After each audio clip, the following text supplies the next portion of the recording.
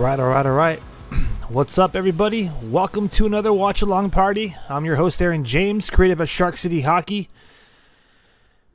Tonight, the San Jose Sharks close out the season series with the LA Kings, rather. So, getting everything squared away right now. My bad on the little delay there. Just making sure everything is good to go, specifically the starting lineup. All right, so afford me a couple of minutes to get all of my toys here set up, for lack of a better word. All right, so the starting lineup for today's show, or for today's game, has kind of been very how do I say this? Well, it just came down to the wire. Pretty much, no one knew until opening warm-ups here. So, Warsofsky again electing to keep things close to the chest. But nonetheless, we do have a starting lineup for tonight's contest, or projected lineup, rather, for tonight's contest for the San Jose Sharks. So, let's just start the program and lead with that. So, the biggest news is Cameron Lunn, after signing his ELC with the San Jose Sharks, making his NHL debut, and then most recently scoring his first career NHL goal. He has now moved up to the top forward line. He is on the wing with Tyler Toffoli, Macklin Celebrini centering both of those men. Mario Ferraro, Shakir Mukhamadullin are your first defensive pairing. Georgi Romanov gets the start in net, so that's always refreshing to see Romanov get another crack at an NHL competition, an NHL game. Opening faceoff should be going down in about 17 minutes, so I know the countdown show here does say 7 minutes. Let me actually add some time to that, as tonight's broadcast is being hosted and delivered by ESPN. So if you have cable, satellite, whatever your TV provider is, like yours truly, I have YouTube TV, you can find it on ESPN and as well as ESPN Plus, I imagine, for those of you who may be out of the Bay Area market. So I know a lot of you right away when you see ESPN, you automatically assumed that you had to have a subscription to the ESPN Plus app, but it's actually on ESPN, the regular channel, so you could chime into tonight's game between the San Jose Sharks and the LA Kings, on ESPN.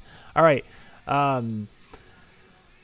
So all that to say is, with the games being on ESPN, they are notorious for pushing the start times back. So, when the schedule was initially released, like at the beginning of the year, this game was actually scheduled to start at 6 o'clock. All right.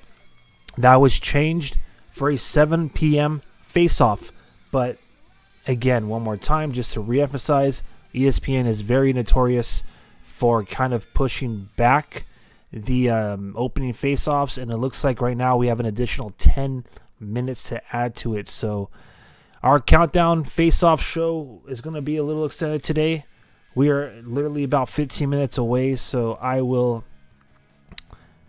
correct that right now on my end. Let's add some time here.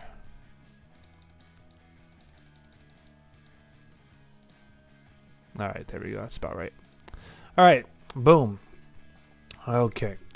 Moving on to the projected lines, my bad, as I'm working through these things live here. Our second lineup, so with Cameron Lunn getting the promotion to the first line, you have William Eklund on the wing with Wenberg, and Will Smith drops down. So that's the other thing, is we have been a little spoiled here in Sharks territory lately. We've been enjoying the the kids, as they call it. I mean, they're young men in my eyes, but we've been enjoying the Macklin Celebrini, William Eklund, and Will Smith combination. The gang's kind of been broken up, so Tyler Toffoli does move back up to the first line, which means that Will Smith and William Eklund, since Cameron Lunn gets that promotion, drop to the second line. So our Second forward line is William Eklund, Alexander Wenberg, and Will Smith. Timothy Liljegren and Lucas Carlson, they were on the second defensive pairing in last night's contest against the New York Rangers. Nothing's changed. They are still the top 4 defensemen in tonight's game. However, there has been change on that third line, and we're about to go into that right now. So we have Mark-Edouard Vlasic making his return to the lineup. He's going to be lining up with Luca Caglioni, taking the spot of Jimmy Schultz. So Jimmy Schultz is out. Mark-Edouard Vlasic is in. He'll be paired up with Luca Caglioni, who's we all are kind of hoping to see him, get his first career NHL goal before the Sharks may elect to send the young man back to the CUDA. The San Jose Barracuda, they are literally they're down to the bare minimum when it comes to defensemen, as they're trying to make their push and compete for a better position in the Calder Cup playoffs in the AHL. So they should be making the playoffs, but right now it's all about positioning. Where will they end up? Where will they be ranked? Obviously, the higher ranked we are, the best advantages we have via home ice at the Reef. So all that to say is, with this being the final game in March, I wouldn't be surprised if Luca Caglioni may return to the CUDA after this road trip. It's a very small road trip, only in Southern California, the LA Kings and Anaheim Ducks, before the Sharks return back home this Thursday. So hopefully, Luca Caglioni could have some success. He scored a goal way back during training camp in the preseason in September in Anaheim to win it in overtime. So maybe some of that SoCal environment could bring some luck to the young man. And our checking line is Carl Grundstrom, who is actually in he's in for Patrick Giles, I believe. Or that was Noah Gregor, so pardon me. Back to the third line. So Noah Gregor, Ty Dellandrea, Colin Graff. So I believe Noah Gregor is in for Patrick Giles. And then on that fourth line, you have Carl Grundstrom, Zach Ostapachuk, Barclay Goodrow. And Grundstrom, I believe, officially took the spot of Clint Constant. So that's your projected lineup again. Georgi Romanov is getting the start in net. And, let's see if the Sharks could finish off the month of March with a dub. They looked pretty, they've been playing some pretty solid hockey, with the exception of getting lit up last night against the Rangers, who, let's be honest, the Rangers are hungry. They are competing for that final wild card spot in the Eastern Conference, and they lost previously to Anaheim and to LA. So going to the tank, it was kind of like a situation where they had to absolutely get that dub, and they made it happen. It is what it is.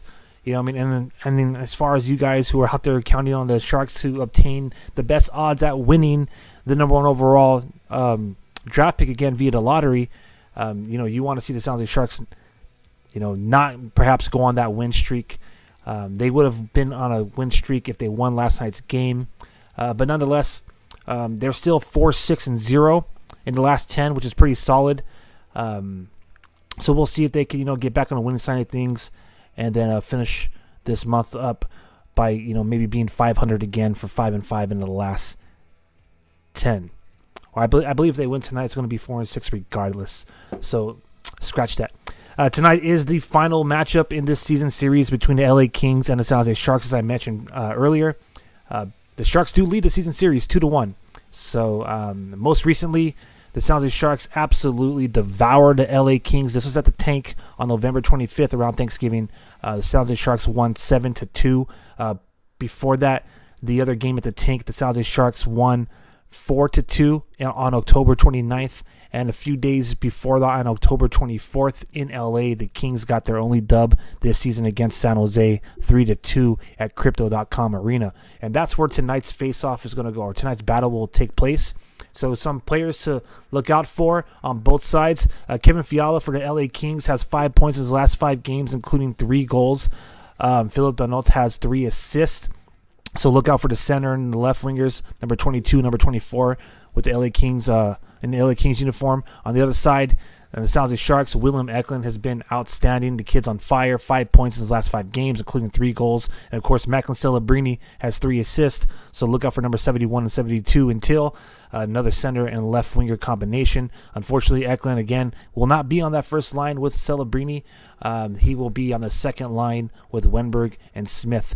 So, speaking of Celebrini, there has been some news now. The San Jose Sharks refuse to make any comment on it, and I'm sure it has to do because not like that series, not an active investigation, but I'm pretty sure it has to do with the fact that, for insurance purposes, you don't want to be making any public statements. But apparently, last night, Macklin Celebrini's car got dinged up by the New York Rangers bus. So the bus driver that was transporting the New York Rangers team from the Shark Tank last night apparently scratched up the left side bumper of Willem Eklund's ride. So if you haven't seen that, it's pretty much been posted everywhere on social media. We also have it on our account on X. So if you're watching this live stream on X right now, you can kind of minimize the window there, and you can peep out what we have on our timeline. But yeah, hopefully, they get to the bottom of that and everything gets squared away. All jokes aside, the San Jose Sharks are looking to, in my opinion, perhaps finish this regular season series against the LA Kings with a dub. I know I was just mentioning earlier, those of you who are on Team Tank maybe don't want to see that, especially with the Sharks earning their 20th win of the season last night. It's getting a little close. Well, not last night, the night prior, but it's getting a little close in the bottom of the basement NHL. Chicago has 21 wins, so San Jose Sharks have 49 points in the standings. They're at number 32nd ranked in the team. Chicago at 31 has 51 points. All right, so should the Sharks win tonight's game, they may potentially, give up the best odds at number 1 overall to Chicago. So, me and the friends were kind of joking, saying, yeah, of course the Sharks lost to the New York Rangers, and in such fashion. Of course, they surrendered 6 goals last night because, A, you want to keep a competitive edge on trying to get that number 1 overall, and if there's any tiebreakers, they're going to definitely look at, goals for and goals against. And usually when I just notice it as a trend, now remember, teams don't tank, sure, but whenever the Sharks and the Blackhawks were close in a race, the Sharks always lose a game and they get lit up. So the Blackhawks lost tonight against the Utah Hockey Club 5-2. Not sure if that is going to necessarily mean that the Sharks will have any incentive to try to win, but I'm hoping that we beat LA. That's all I'm getting at with this. Regardless of where we may potentially fall in the standings at the end of the season, I already said top 3 is good enough for me. Obviously, number 1 will be a nice consolation prize, considering that the last 2 seasons have been what they are. But I want to see some dubs. I definitely want to see some dubs, and it'll be nice to end the month of March again with a victory. This is the last time we played the California teams. So tonight in LA, Tuesday night in Anaheim. Why not, win the 2 teams, or win the 2 games against the 2 teams in California? All right, some players to watch for the San Jose Sharks a little bit more here. Let's talk about how well some of our specific players have done against this LA team in the last 3 years. Alexander Wenberg has 10 games against the LA Kings in the last 3 years, in which he's put up 3 goals, 5 assists for 8 points. Tyler Toffoli has 11 games played against the squad, in which he has 7 points, 5 goals, and 2 assists. And William Eklund, an original San Jose Shark, from draft to now, he's played 7 games against this divisional rival, and he has 2 goals and 3 assists for 5 points. So those are the 3 guys I'm going to be watching on the ice to have probably have the most impact against the Kings. As far as Alexander Georgiev goes,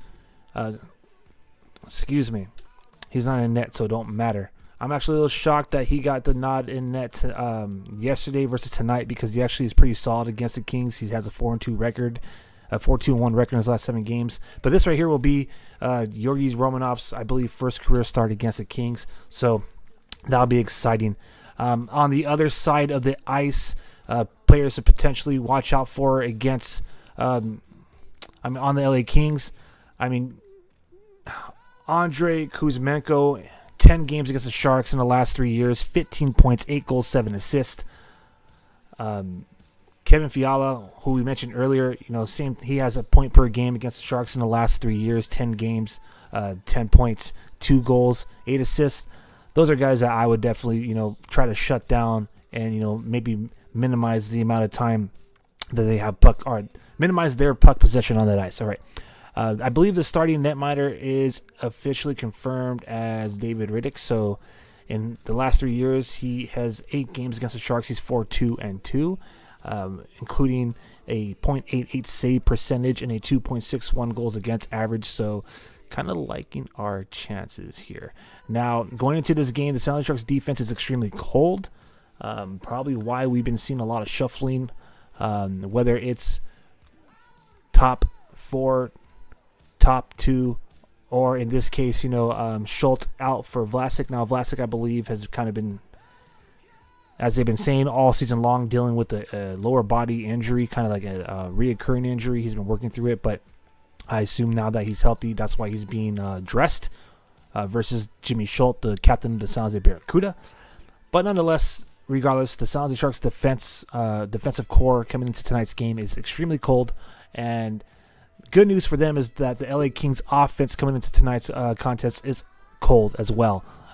What is hot on the ice is their defense. The Los Angeles Kings defense is doing pretty good coming into tonight's contest. So it will be interesting, this last game between these two clubs.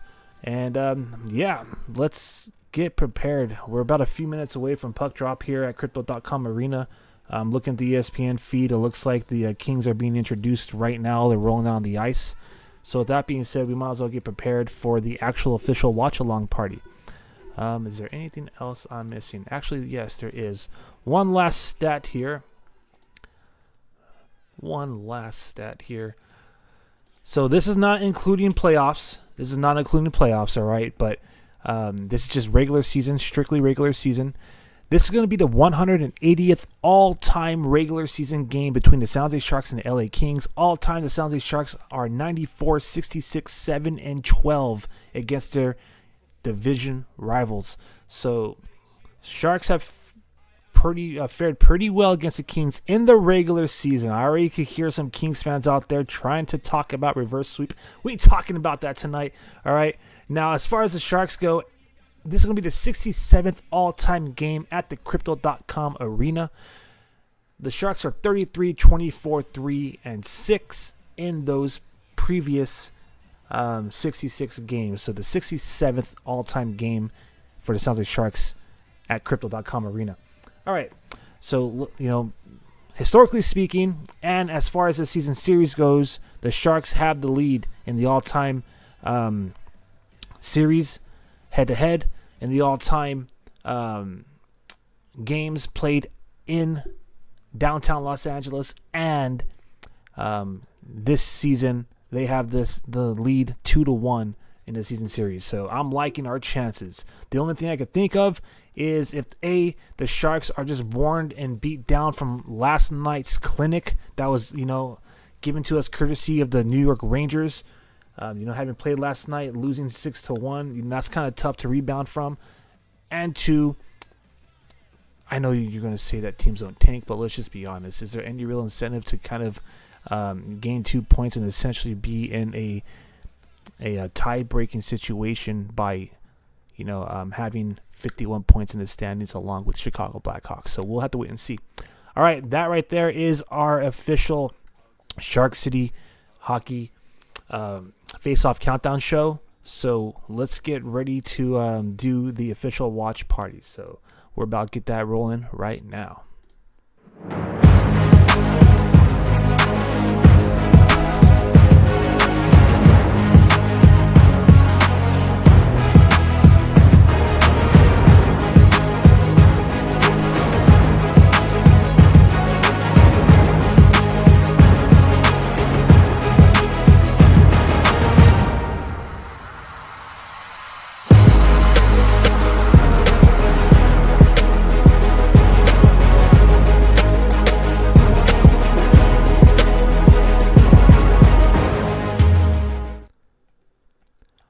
right, it's almost game time. Thank you to the 84 plus of you joining me on X and or YouTube.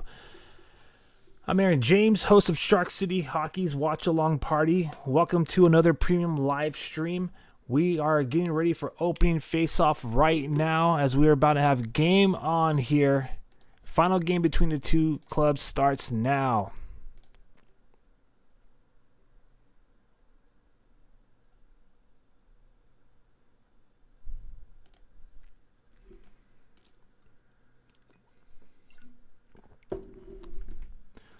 Just a quick reminder: if you are watching along, you can chat along with fans in the comment section, and you can also chat along with yours truly here by leaving a comment in the chat.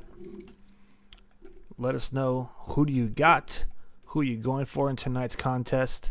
Are you here to cheer on the San Jose Sharks, or are you here to cheer on the LA Kings?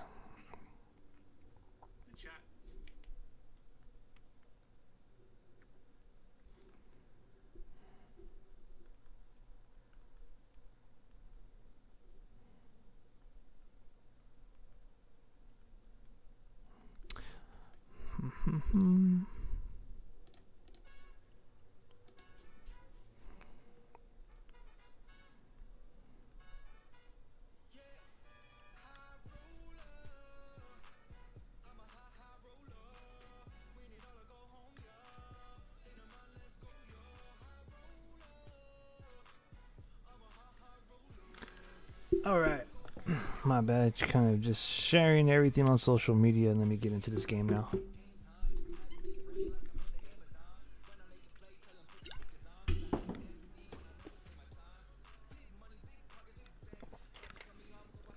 Oh, nice turnover for Macklin Celebrini in the slot. Here come the Sharks. Oh, not a good pass, though.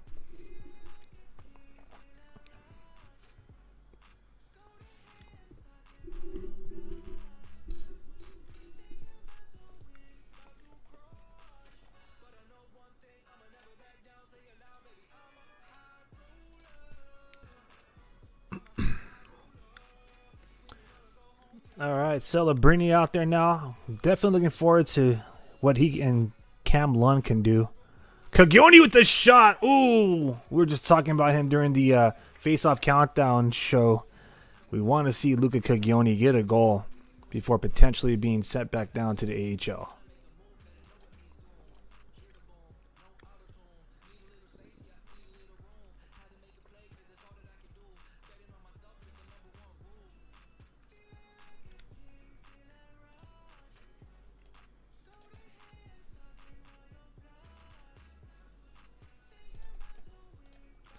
All right, so let me know who y'all got here. Obviously, this is a Sharks fan-centric premium live stream, so, beat LA, right? But if you're going for the San Jose Sharks, type SJ in the comment section. If you're going for the LA Kings, and that's all good. That's all good. Welcome to the party. You can type LA.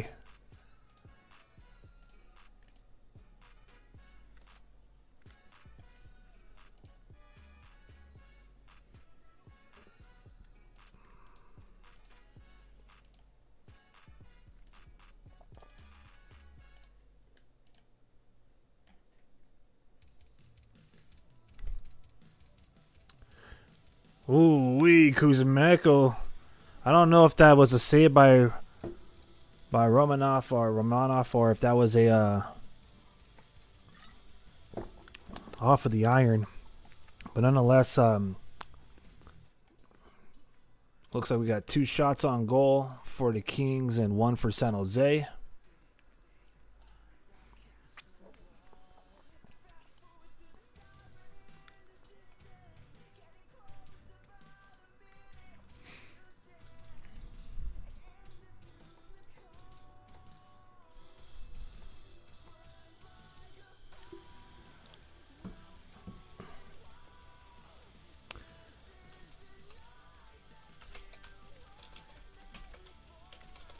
Oh, come on already.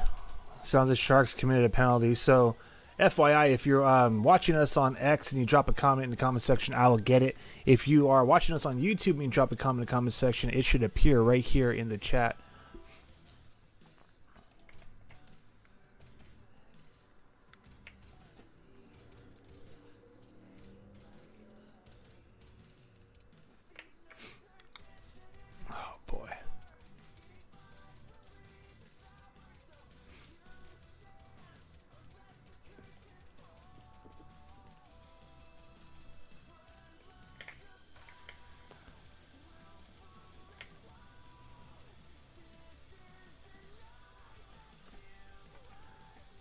All right, so LA gets a power play. Go figure.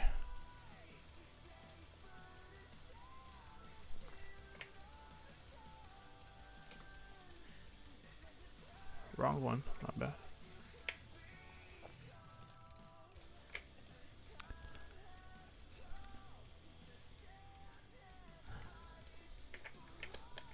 Oh, great.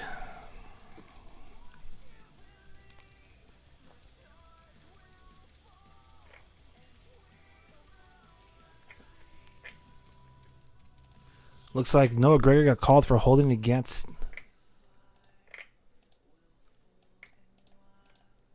Trevor Moore.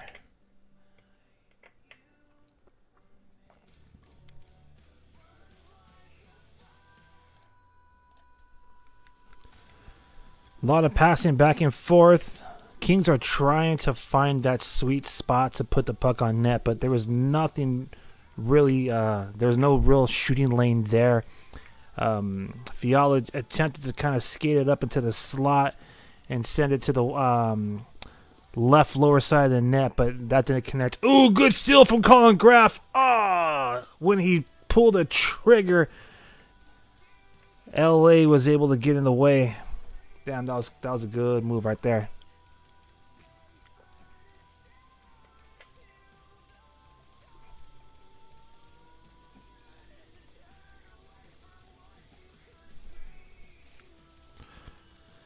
$20 more seconds remain on the power play for the San Jose Sharks. Excuse me, for the LA Kings. My fault.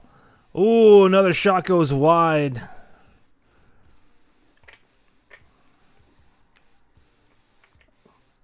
Fall goal for the Kings. Has possession of it in the trapezoid. Sends it to Clark at the point. Clark sends it back to Moore. But LA Kings. Oh, gosh. I was about to say, Sharks did kill off the penalty, and the LA Kings continue to have pressure. And they freaking score a goal as soon as the power play expired. So LA Kings lead this game 1-0.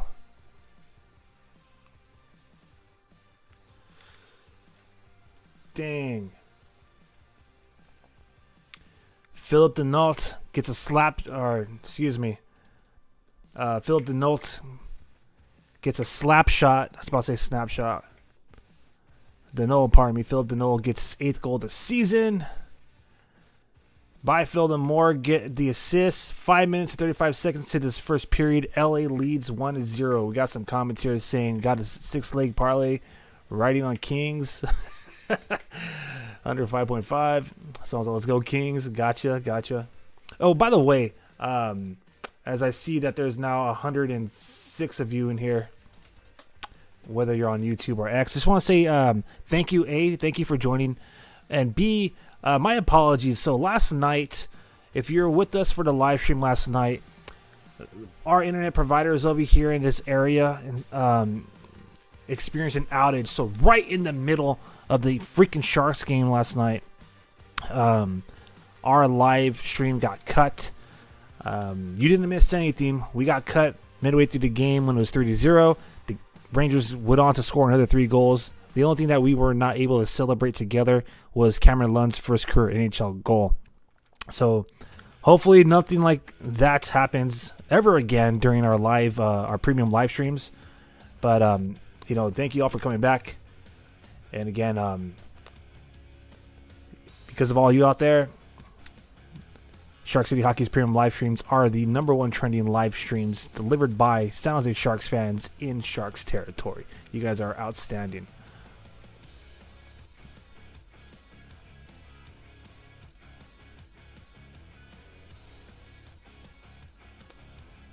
All right.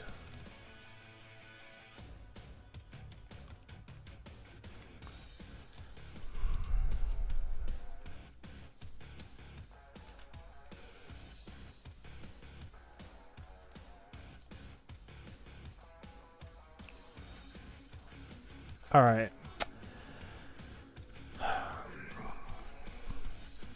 Damn, son. Not the start the San Jose Sharks wanted, that's for sure.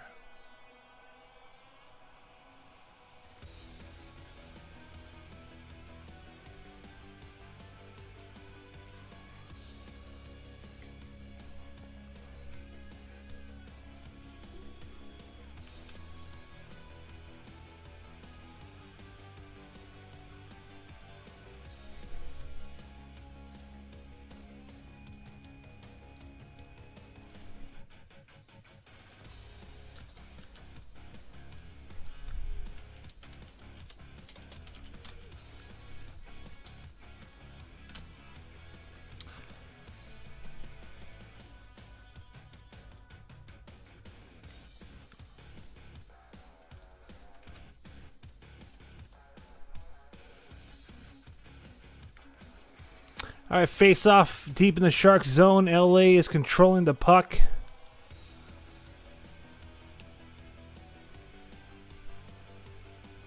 Oh, backhand attempt.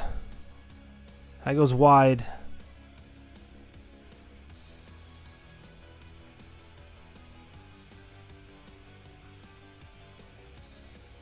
Battle at the half wall. Puck now just chilling behind the trapezoid. Recovered by San Jose.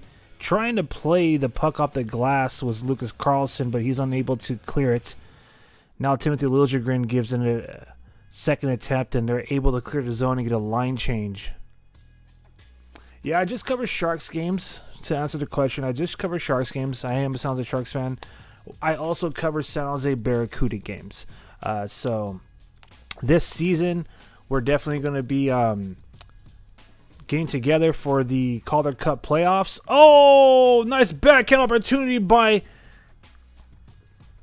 Carl Grunstrom, who used to be a member of LA. Oh, Muka Madulin gets stripped, but it's big. Georgi Romanov makes a save.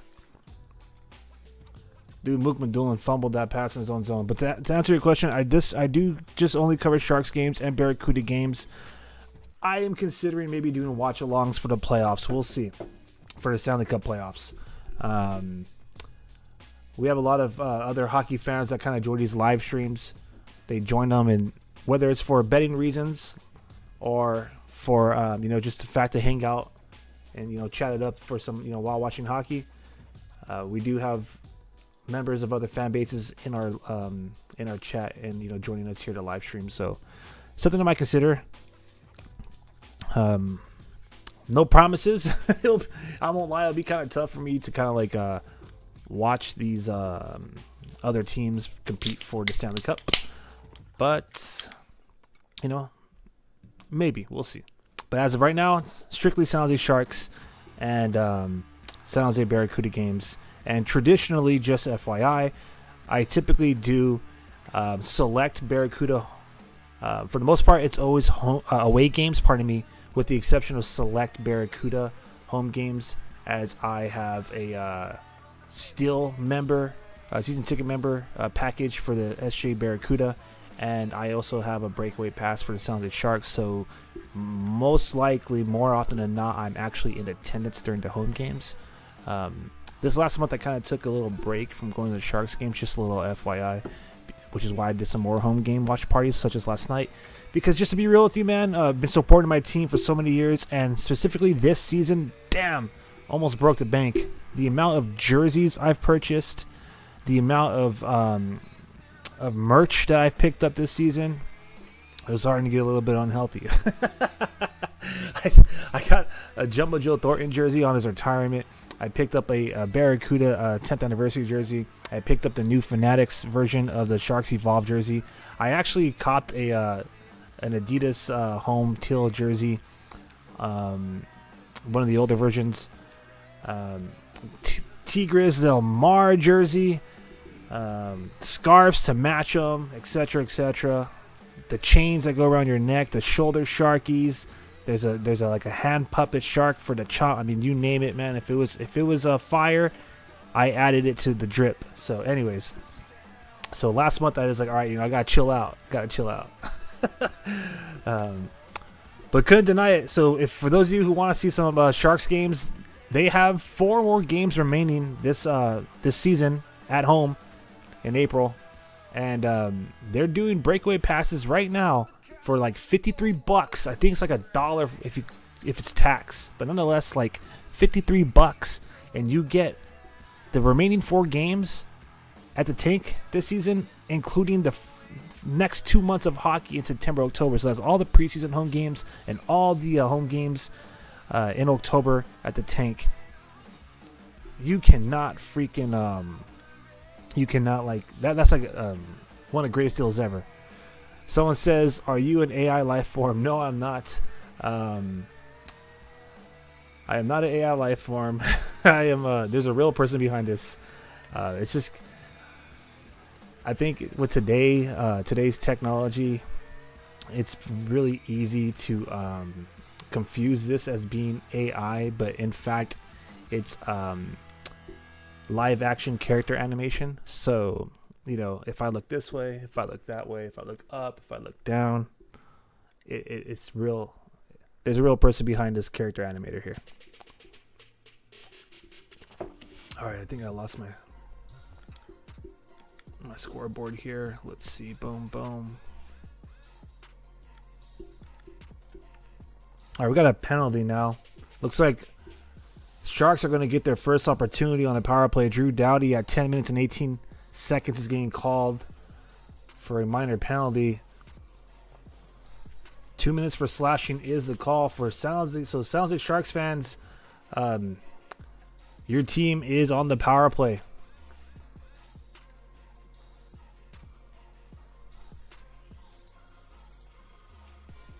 All right. Someone said no Celebrini jersey. I did not. So I'll probably be roasted for this, but I'm definitely one of those fans that prefer my jerseys to be plain. In fact, I'd rather put my own name on a jersey. That's the part I'm talking about. I'll probably get roasted for. But I'd rather put my own name on my jersey than a player's name, unless, of course, they have like significant impact on the franchise. So as I mentioned earlier, Thornton would be one of them. If I would buy another jersey, it would probably be Marlowe in the Backoff. Should Macklin Celebrini have a lengthy career here, then perhaps I will do so. But being a fan, especially for so many years, I've seen so many players come and go. And there's the Sharks are going to be doing their 35th anniversary season next year. And there's a reason why we only have 2 player numbers raised to the rafters. We have very limited amount of players who you could truly call like career Sharks. Mark-Edward Vlasic is one of them. I mean, he's the epitome of it. Playing in tonight's game. He's been his entire career a San Jose Shark. But, I feel for people who have like Burns jerseys, Hurdle jerseys, so on and so forth. And, now those guys are like playing on other squads. I mean, a lot of people with number 20, Fabian Zetterlund, are watching him play on Ottawa Senators. So that's why, when it came to hockey specifically, I kind of lean towards just having like blank jerseys. But anyways. So do you think that we are close to the end of the rebuild? Are starting next season, we should be more competitive? I would like to say I hope that we're at the end of the rebuild, and the expectation is that next season we are more competitive. Now, reality of the situation here, just to be 100 with you, is that it appears as if Mike Greer and the San Jose Sharks organization is kind of prepping fans to maybe not be like bottom 5 next year, but we may be still in the bottom 10. That's like the general vibe I'm getting. The only thing I can hope for is the Sharks elect to... Ooh, we might have a 5-on-3. My bad. 1 second. I'll get back to that. Yep, we're about to have a 5-on-3.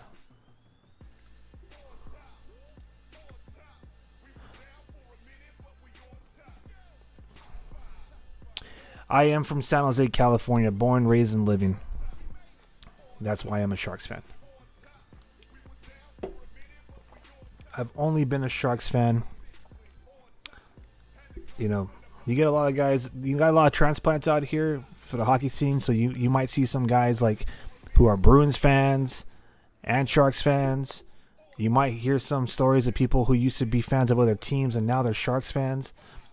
I've been bleeding Teal since day one, and was I there from day one? Absolutely not. When they came over here, I was like in first grade, but when they did arrive on the scene here in San Jose, they visited my elementary school, so I got exposed to hockey and the team right when they came here to the Bay, and then also when they, when NJ Sharkey was born. Got exposed to him early on. But I didn't attend my first game until like middle school when I could like actually afford to do stuff. And that's when I attended my first game in '99, and I've been in love with it ever since.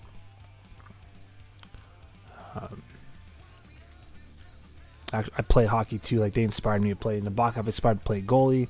Currently playing forward, but yeah.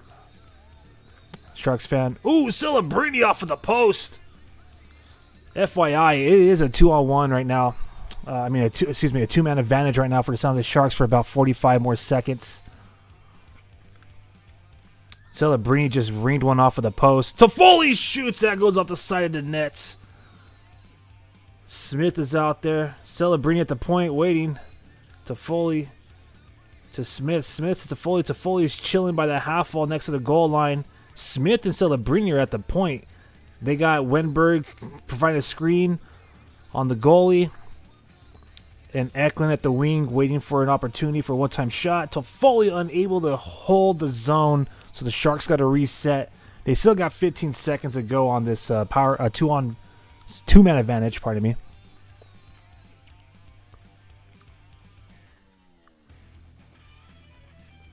Ooh-wee. All right. Drew Doughty, the first penalty, is done. So 5-on-4 for about another dozen seconds here for the San Jose Sharks. It would be a damn shame if they cannot convert at least one of these. And that's going to be the case. So Philip that nose out of the box. And that right there that's it. That's it for the Sharks.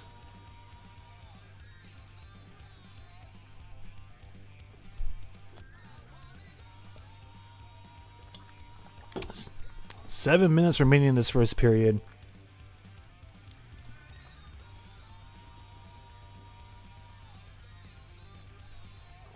That was a prime opportunity to not just get back in this game, but potentially like take command and take a lead of it.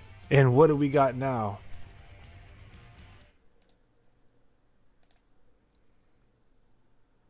What do we got now?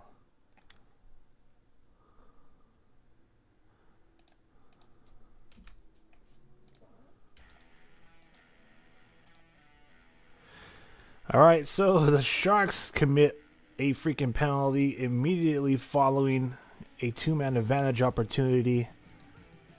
So it looks as if the Kings are going to get their second chance on the man advantage.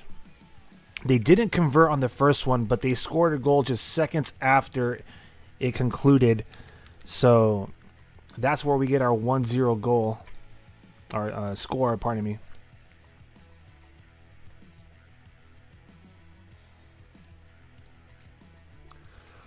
All right, Kings operating on the power play now. We got Kempe, Kopitar, Doughty out there.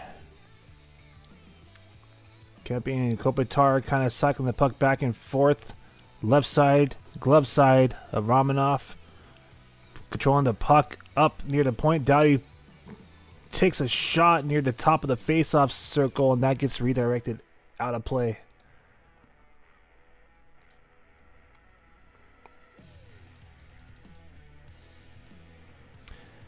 So I subbed, man. Hope you cover some of the NHL playoffs. Thank you so much for subbing. I absolutely appreciate that. Thank you for having a primary assist in our goal of trying to reach 1,000 subscribers before the end of the season. Let me update it here.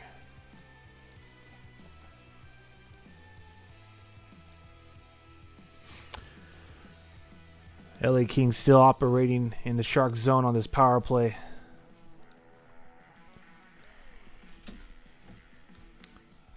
Good save by Romanov. Whoa, what a pass. Thank goodness that was offside. Whoa, what a pass from the goalie there.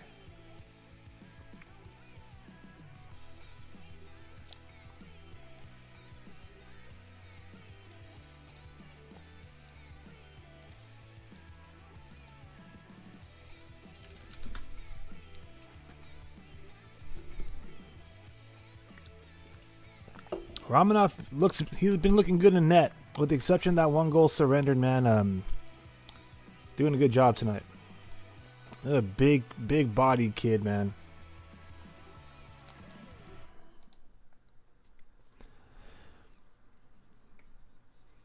All right, so 1 minute remains in LA Kings power play. Byfield, Clark out there working the puck near the wall. Fogle out there helps him. Shot goes wide, thank goodness. But the Kings maintain offensive zone pressure here on this power play. 30 seconds remaining on the man advantage for the Kings. Clark at the point, sends into Byfield. They are operating the puck on the blocker side of Romanoff. That's bottom left of the rink. Clark shoots from the point, and that gets saved by Romanoff. 15 seconds remain. Let's update this clock here. Boom. Boom. Boom.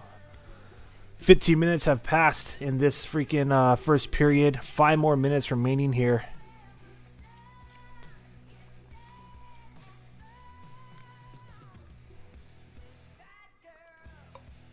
Alexander Wemberg and Anze Kopitar line up for the face-off.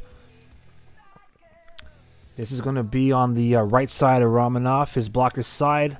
Kopitar wins it for the Kings. You already see the graphic. Quick disclaimer, it's about 15 to 10 seconds ahead of our of what we see in the broadcast here to watch along, but nonetheless, the LA Kings score on the power play. It is now 2-0 LA. Damn.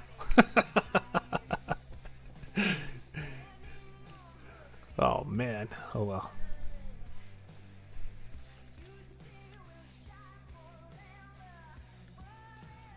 Wow. Kopitar just takes his sweet time, practically like cradling that puck all the way to the crease. He looked like he was going to take it behind the trapezoid, but he centers it, and that is slammed home by Adrian Kempe. His 30th goal of the season on the power play, 40th assist for Kopitar. 15 minutes 13 seconds into this period, and the Kings are leading 2-0.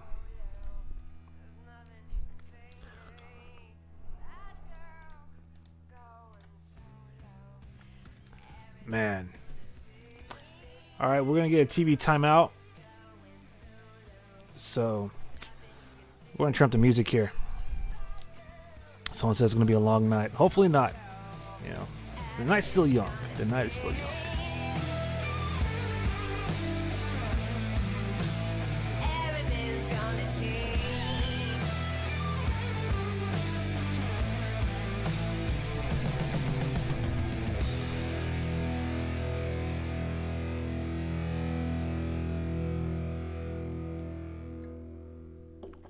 So LA just a hard team to beat when they're getting going.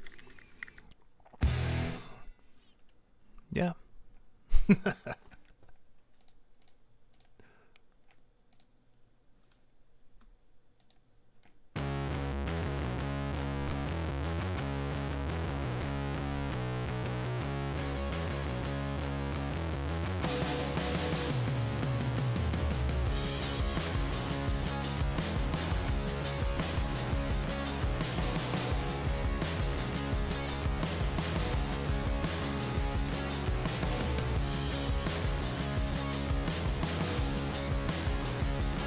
Again, just kind of chilling, listen to some music during the TV timeout.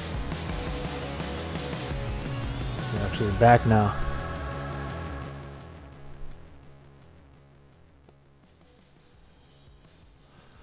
All right. Sharks absolutely need to get a goal before the end of this period.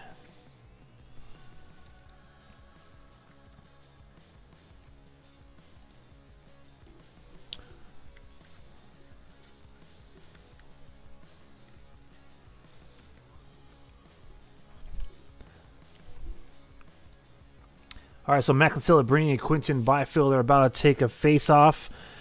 Left side of goaltender Riddick for the Kings. So nice offensive zone face-off for the Sharks.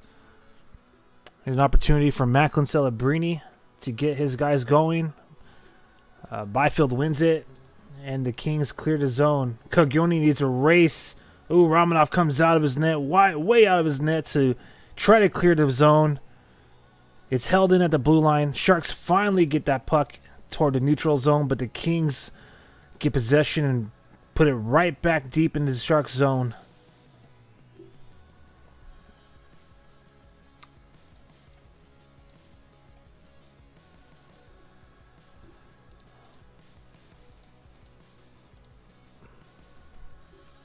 Oh no, Kings almost had a 2-on-1 opportunity there. Sharks were able to cover though.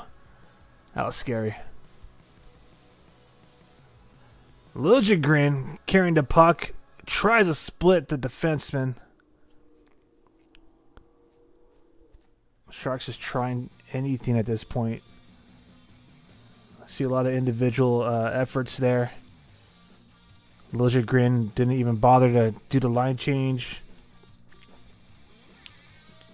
Sharks defenseman just try to go with one hand on the stick, try to make it happen all by himself.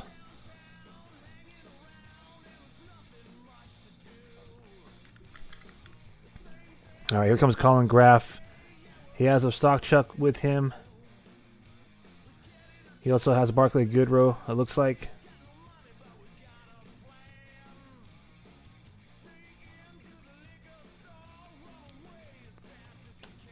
You know, this fourth line, they had Clint Constant, I believe, the other night, but this fourth line was pretty solid last night. Probably one of the more productive lines against the Kings, which, you know, take that with a grain of salt considering what the end result was, right? But they seem to be getting things going there again briefly for San Jose.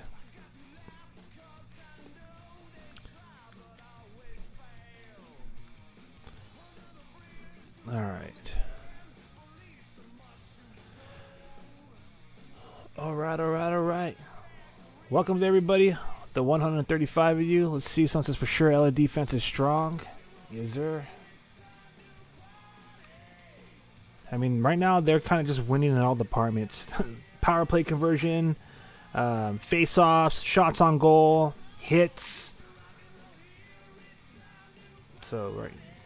Sharks got themselves in a battle here, man.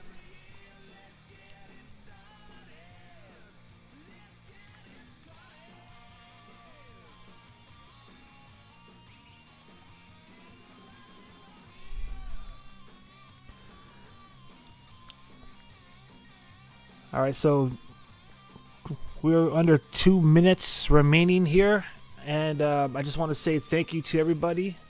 There's 135 of you. The majority of you are joining us on X, formerly known as Twitter. We'll see if they go through another name change today, because I heard that they sold their company. I mean, it was like they sold it to themselves. Anyways, but Elon Musk no longer owns it. It's now owned by X AI, so whatever that means. But thank you to all of you who are joining us here, and then for the rest of you all, I see you all in YouTube. I appreciate you guys. We're gonna do our intermission report immediately following the conclusion of the first period here. So what we'll do is we'll take a look into the box score. We'll dive deep into the face-off battles, and we'll take a look around the league. Take a look at some scores across the National Hockey League today. 8 games on this Sunday night edition of NHL hockey.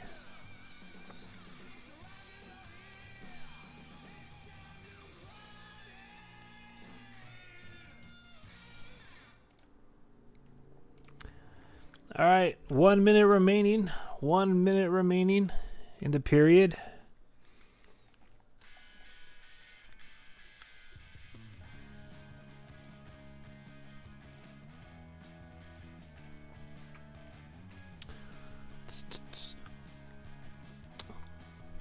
So who y'all got to win the Stanley this year? That's tough.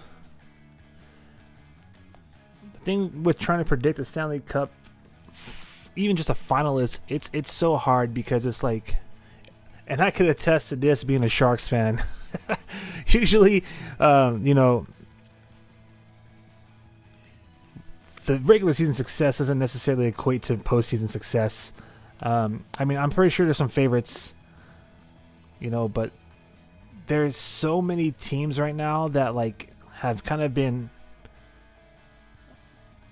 I don't know if streaky is the right term, but like they kind of like they've been hot and cold. Like most of the favorites that you would assume would be the ones to like have a deep playoff run, their last 5-10 games, they've been kind of like, they haven't really been that solid. So I think when it comes to the Stanley Cup playoffs, which is why I love the Stanley Cup, because to me it's like the toughest trophy to win in all of sports.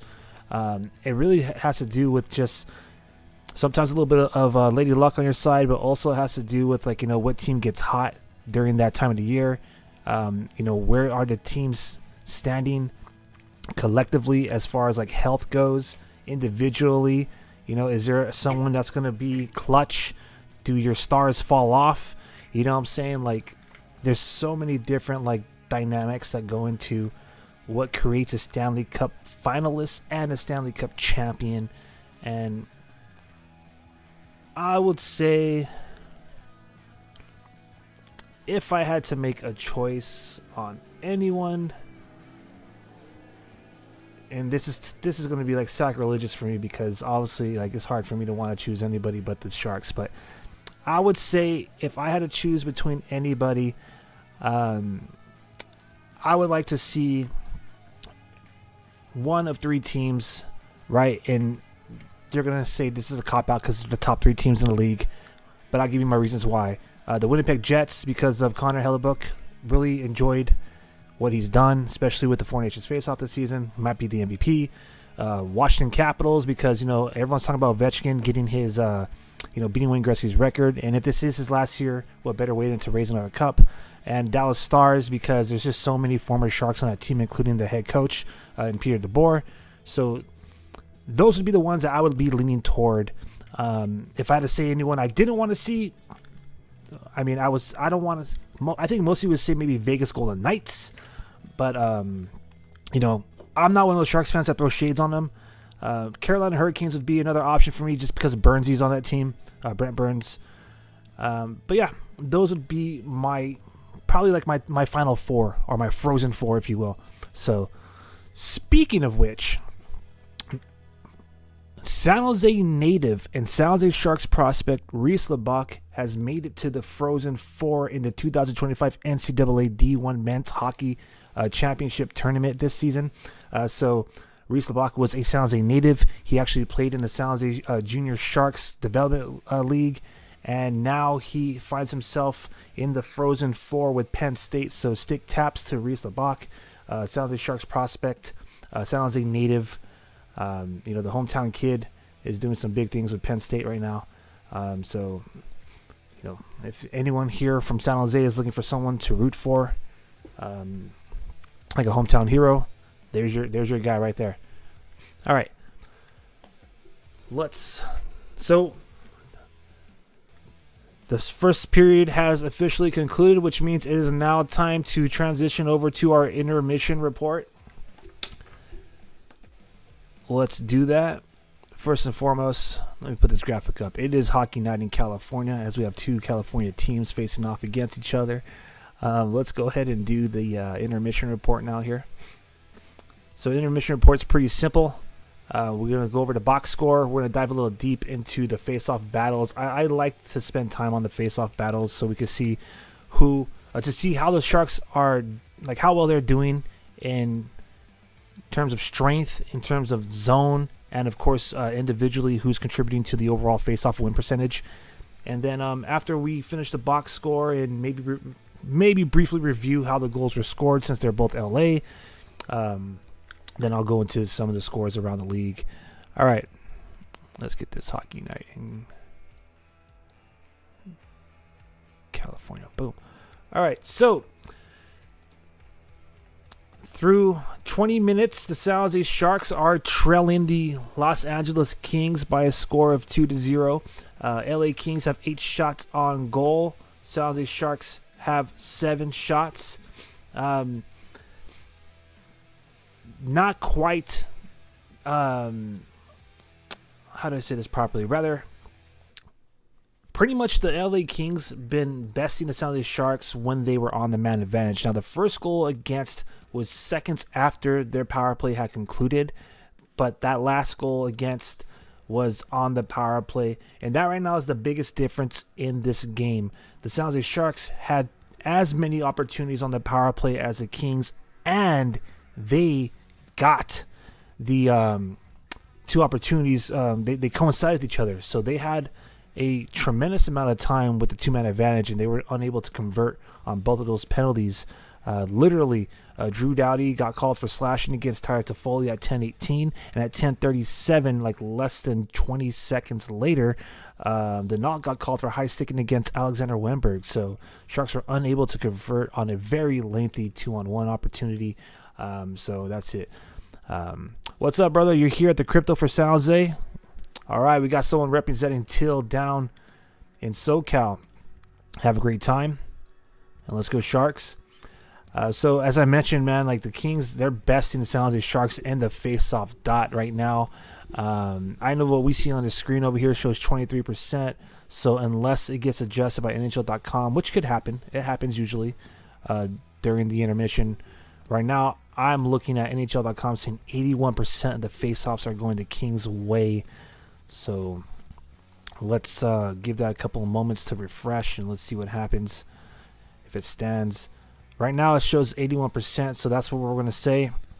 Let's go into the battle here. So San Jose Sharks have won. Oh my goodness. They only have 4 face-off wins out of a possible 21. So the Sharks are getting absolutely destroyed in the face-off dot. 4 out of 21. Sharks won 3 of those face-offs on even strength. 1 of them while they're on the power play. Obviously, none of them while shorthanded.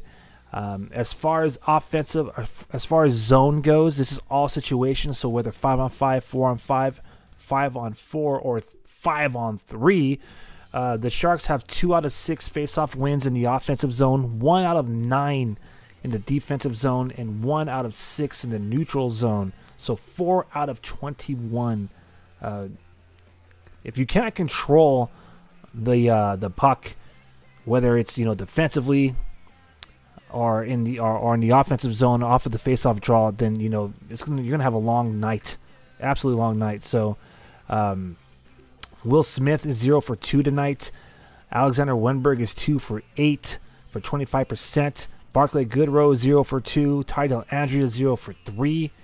Zach Osapachuk is 0 for 1. Macklin Celebrini, 40% of his wins, 2 out of 5. Man, who is dominating us on the Kings? I mean, the Kings are pretty much having their way. Anze Kopitar, 80%, 8 for 10. Philip Denal is 6 for 7 for 86%. Quinton Byfield, 2 for 3, 67%. Samuel Hellenius is 100%, 1 for 1. So, probably attributing to why the Sharks are struggling to find offense and escape their zone defensively, because they are not winning the face-off battles. 4 for 21 is pretty much going to allow any team to dictate the game. All right, so penalty minutes, as I mentioned earlier, both teams have 2 power plays opportunities. The Kings are 1 for 2. Hits is 7 for the Kings, 3 for the Sharks. Block shots, San Jose 6, Kings, or LA 2. 4 giveaways for the Sharks, 12 for the LA Kings. So the Sharks have that going for them. And 1 takeaway for the Kings, 0 for San Jose. All right, so let's go into our goal scorers here.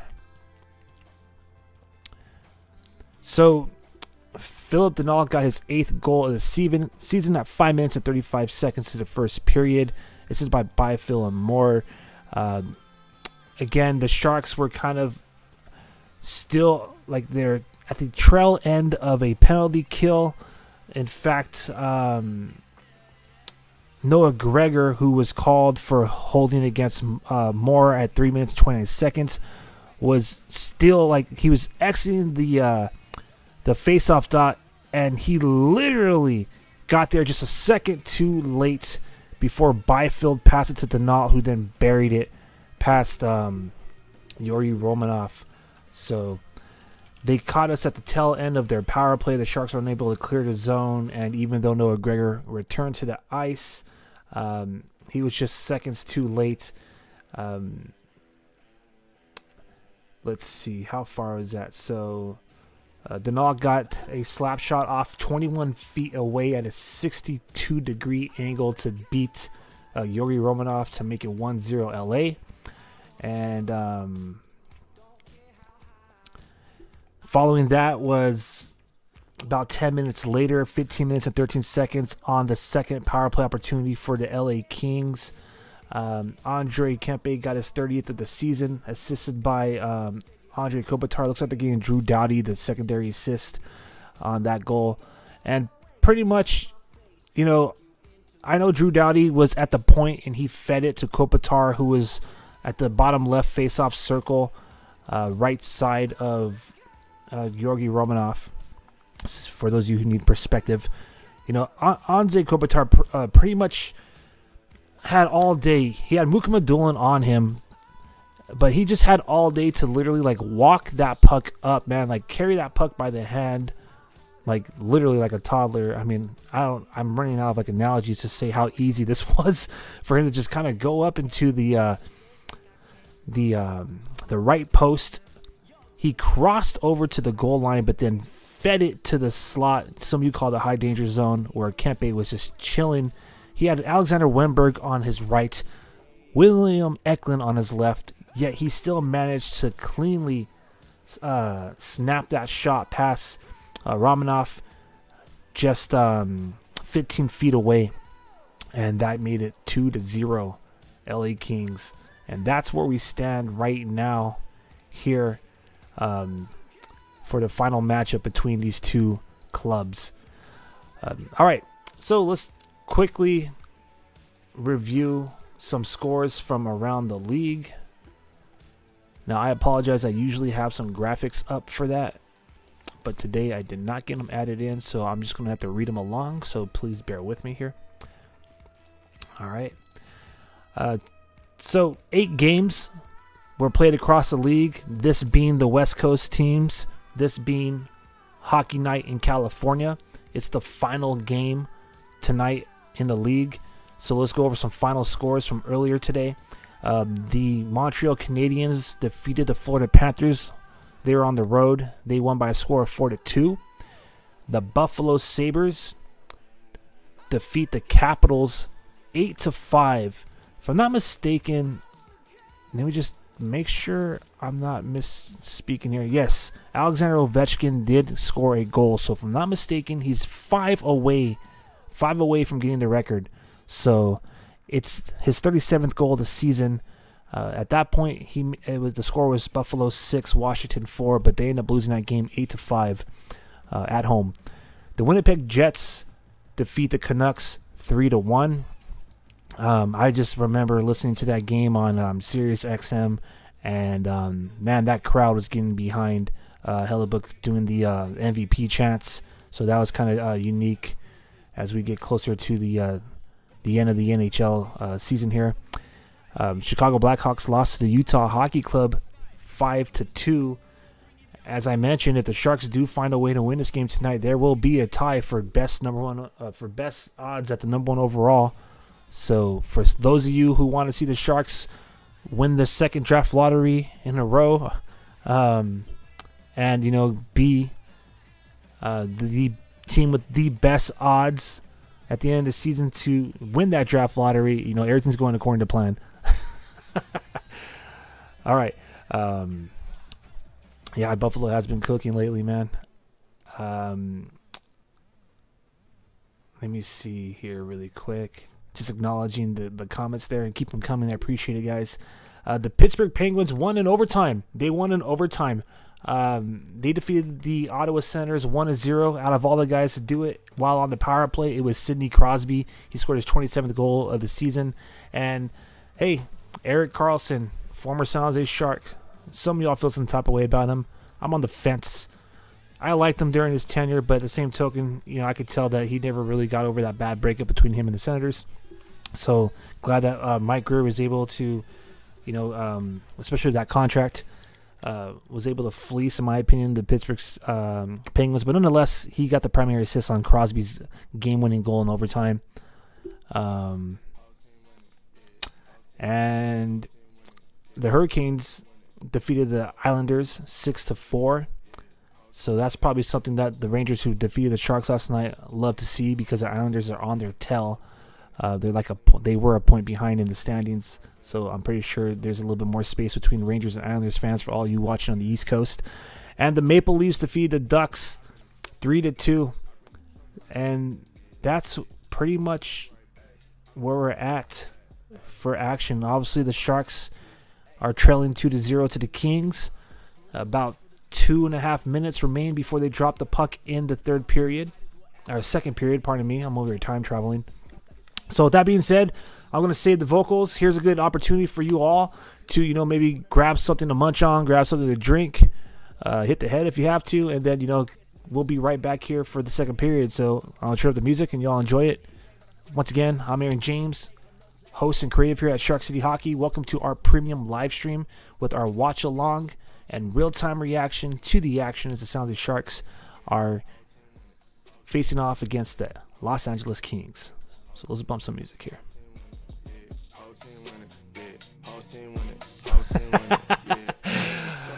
Hold on real quick. They say they're not AI, but that's what AI wants you to think. I'm not AI. It's a real person. I do this because I noticed that the character animator was kind of like trending on certain platforms. I also like it because in many ways it kind of gives it affords a little level of privacy, being that I like to be at a lot of the games. But again, I'll look this way, I'll look that way. I'll wave to you, I'll give you a thumbs up, let you know that this is a real person behind this. But yes, it is real. It is live character animation, so not a robot. That's hilarious. All right, you guys enjoy the jams as we wait for this second period to begin. I bring the truffle right back. I bring the truffle right back. Yeah, yeah. I bring the truffle right back. I bring the truffle right back. Yeah, yeah. I bring the truffle right back. I bring the truffle right back. Yeah, yeah. I bring the truffle right back. I bring the truffle right back. Whole team winning.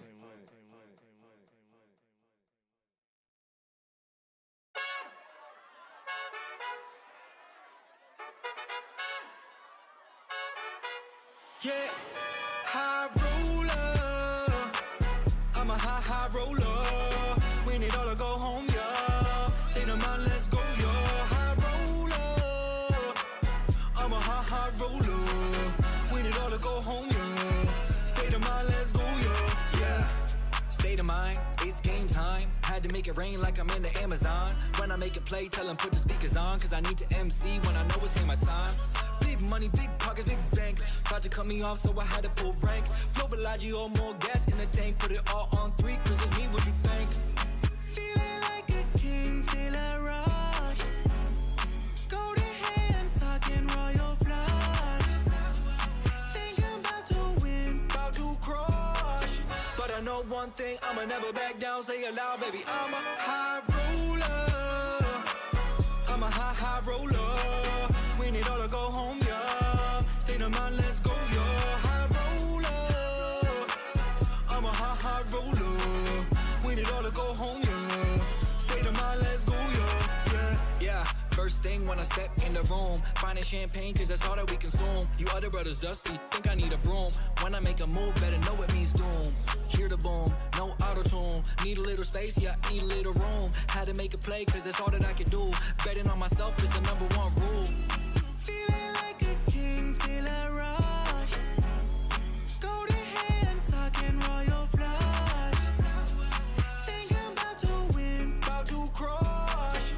I know one thing, I'ma never back down. Say it loud, baby. I'm a high roller.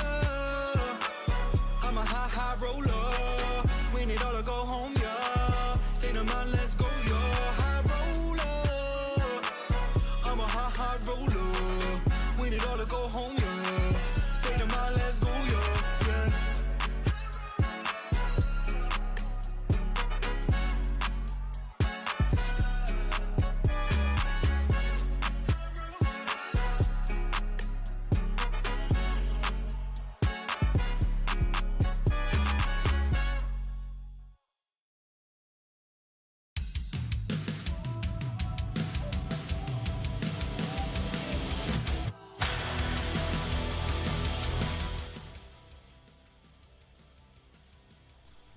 All right. Game on, game on.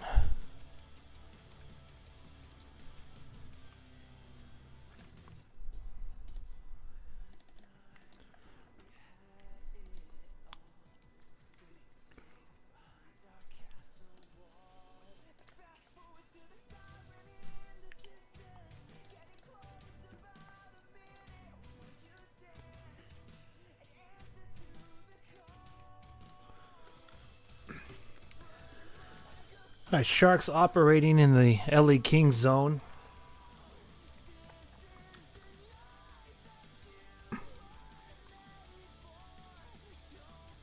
Looks like Colin Graff. Ooh. Oh no, what a clear. Kings got possession of the puck. Nice move. Colin Graff has been having a good game. Good game. He just did a nice little poke at top of the blue line to set himself up for a rush and a snap shot into the Kings zone. That's saved by Riddick, but it looks like he was going 5-hole there.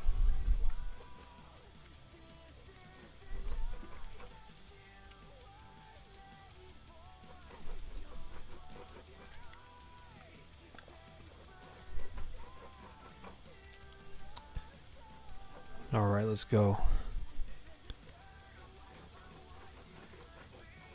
Oh, come on, boys. Get out of the zone. It's a little sloppy now.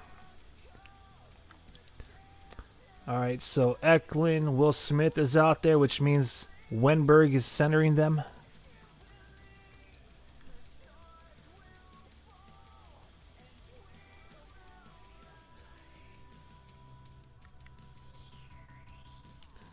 That amounted to nothing, and the Kings are back in the Shark zone.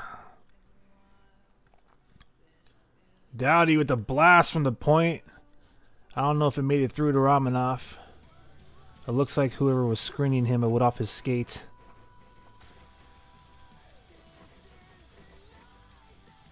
Sharks ice this puck.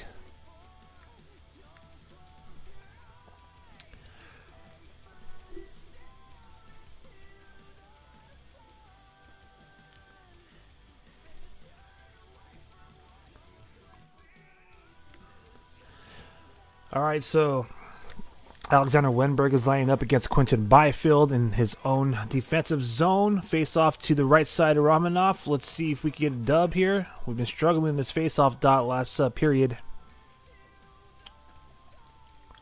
Wenberg indeed wins the draw. It goes to the behind the goal line where Ferraro attempted to clear it, but it gets held in at the point by the Kings. Kings kind of easily getting a lot of real estate in that high danger zone in the slot, but the Sharks are able to prevent them from getting a clean shot. So Wenberg dumps the puck. The rest of his line mates go to the bench for a change.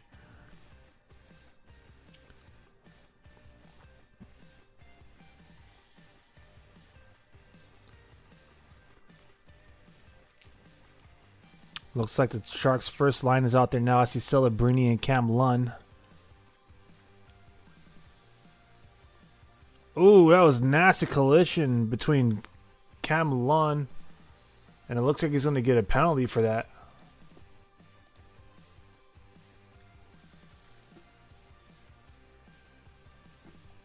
Great. LA Kings power play unit has kind of been the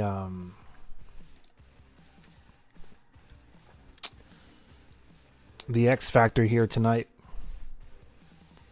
That's been the biggest difference between the Sharks and the Kings has been special teams.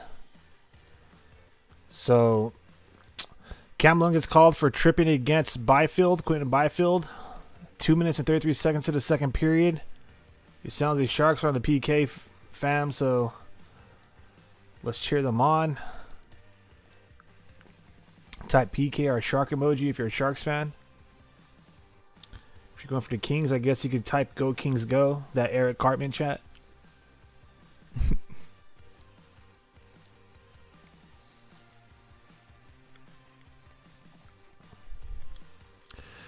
Here comes Kopitar, responsible for setting up that power play goal in the first period. Kopitar with another sending pass to Kempe, trying to repeat what they did in the first period. Kuzmenko at the point holds it in. Looking, sends it to Kopitar, pardon me. Kopitar back to the point, this time to Drew Doughty. Doughty to Fiala, he shoots, and that goes high, redirected, and out of play. All right, a little bit over a minute remains on this power play for the LA Kings. Marie says, what is this? This is Shark City Hockey's premium live stream. It's a watch-along party with real-time reaction to the actions. The San Jose Sharks currently trail the Los Angeles Kings 2-0, and they are on a penalty kill right now. LA Kings have had the Sharks' number so far in this game while on the man advantage.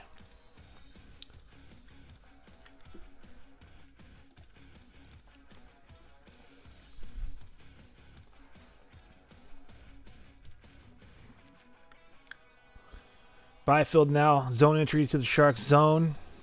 Danault wins a battle on the boards, but the Sharks retrieve the puck and they clear it. 30 seconds remaining on this power play for the LA Kings.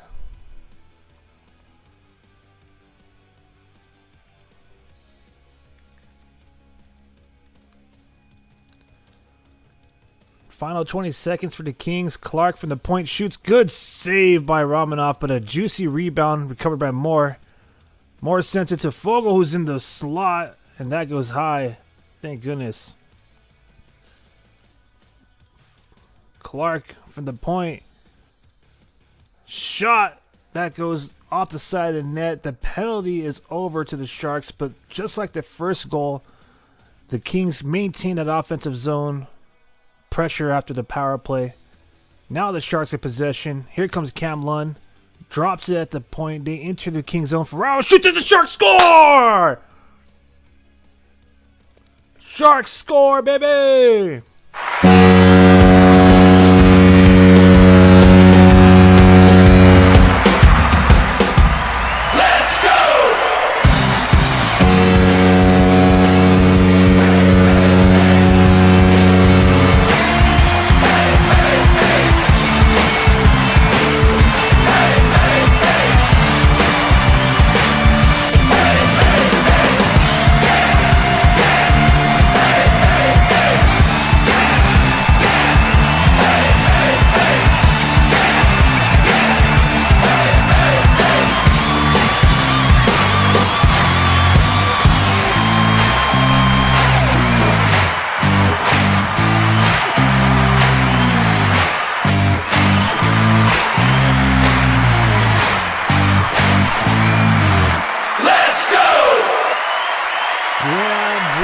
San Jose Sharks goal scored by Cam Lund. Cam Lund with 2 goals in 2 nights. The ink is still drying on his ELC contract with the San Jose Sharks. Coming out of Northeastern University, Cam Lund gets his 2nd goal in as many nights. He splits the lead in half for the San Jose Sharks. Not a bad deal considering that he was responsible for that penalty moments ago But Cam Lund gets his second goal of the season, assisted by Mario Ferraro, his 9th assist of the year. And that's what the Sharks needed right there. A solid penalty kill, survived the pressure that was sustained after the penalty expired, and then create an opportunity for themselves. Sharks are back in this game. Let me wind the clock down a little bit here, as we're at 13 minutes and 57 seconds, almost halfway through this contest. So this is awesome. This is awesome.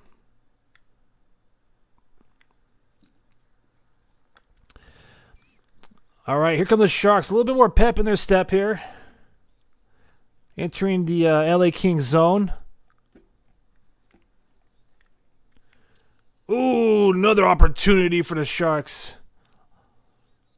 Ostapchuk, best chances he's had this season with San Jose to get a goal.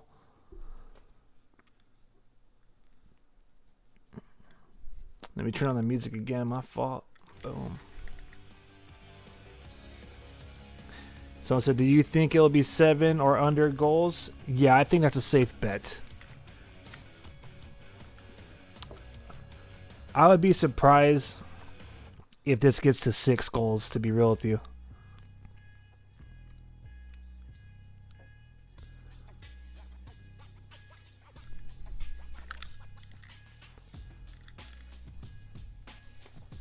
Oh my goodness, and as we talk about it, the freaking LA Kings answer back.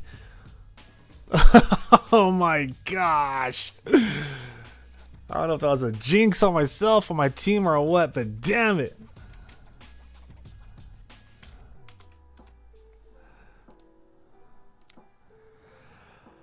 Oh boy, that celebration was short-lived. The Kings get an assurance goal. Yet again, Trevor Moore gets his 16th goal this season at 6 minutes and 57 seconds into the second period. Left wide open, all alone, one-on-one with Romanoff, and he just beats him low.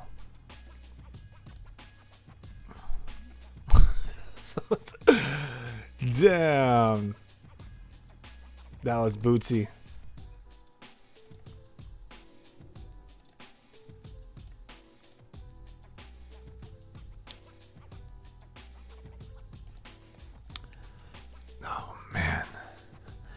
All right, Sharks find themselves pinned deep in their zone following the goal against.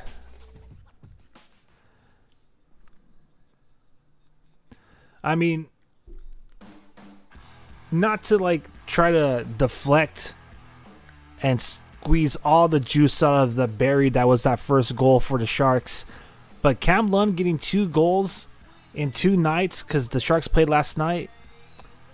After being promoted to this top line with Celebrini and Toffoli, you gotta love it. You gotta love it. Defensively speaking, though, defensive game, can't stand it with the Sharks. Ironically enough, as we were mentioning in our face-off countdown show, the LA Kings offense was cold coming into this game, but so were the Sharks defense. So it looks like as of right now, in this moment,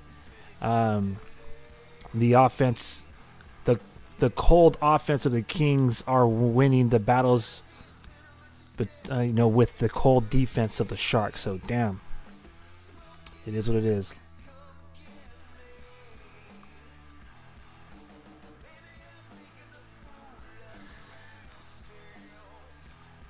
All right, here comes Celebrini now.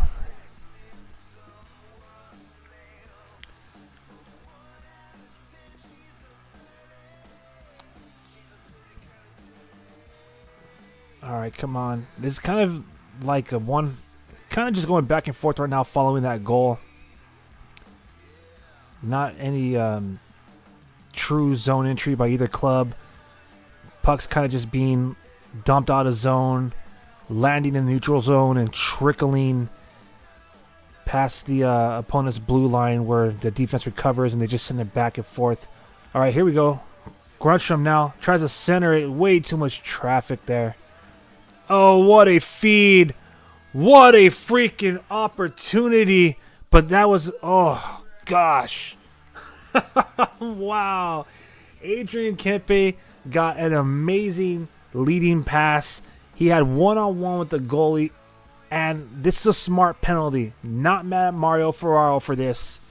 He got called for hooking because otherwise it would have been a clean one-on-one opportunity for the Kings again against Romanov. So, San Jose Sharks are going to be on the PK yet again. And we're going to the TV timeout. I guess now is a good time to say thank you to the 164 of you for joining me tonight, joining us here at Shark City Hockey, your go-to source for San Jose Sharks fandom, as we present another premium live stream, a watch-along party that has real-time reaction to the action, covering the San Jose Sharks, who are down right now 3-1 and about to be on the PK against the LA Kings. If you haven't followed us on YouTube already and you're chiming on YouTube, please consider liking and subscribing to the channel. And if you are one of the many viewers who are catching this on X and you're not following us already, please consider following us as well. Also, just a shameless plug while we're at it. If you want some more original, inspirational, influential, fan-led content, follow us on Instagram at Shark City Hockey. That's kind of the home base of where we do all of our graphics covering the San Jose Sharks and the San Jose Barracuda.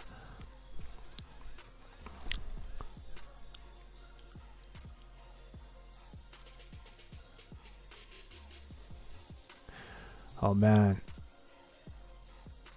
I see everyone with money on the line is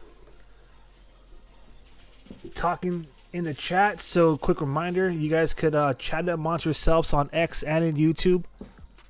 Always love to see the community chiming in. After all, that's what these watch along parties are for. We're back now from TV timeout, so almost time for game on. They're about to drop the puck. Sharks are going to be on a penalty here, penalty kill. So Mario Ferraro called for hooking. It was a good penalty because if not, the Sharks would have been in a pretty bad situation there.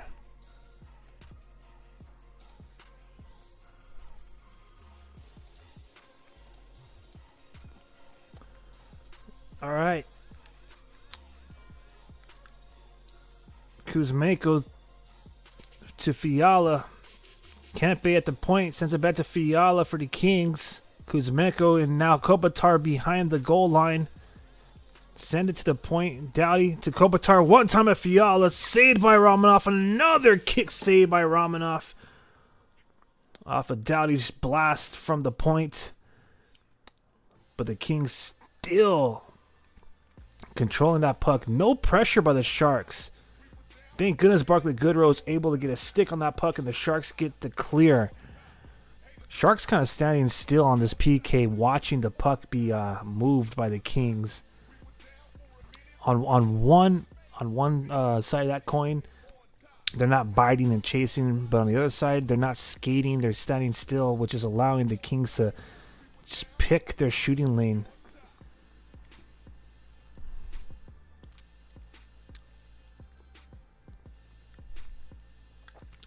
Clark now from the point brings it to the faceoff circle, sends it to Fogle, who sends it to Byfield. Byfield shoots, and Romanov had to fight that one off. My goodness. Very, very active power play for the Kings. That first one, they got no shots. I think they at least have 3 or 4 on this one. Byfield to the point. More cross to Clark at the blue line. Sharks say the penalty. Oh, nasty rebound. Thank goodness they freaking missed that. Here comes Ferraro with Graf. Almost an opportunity there.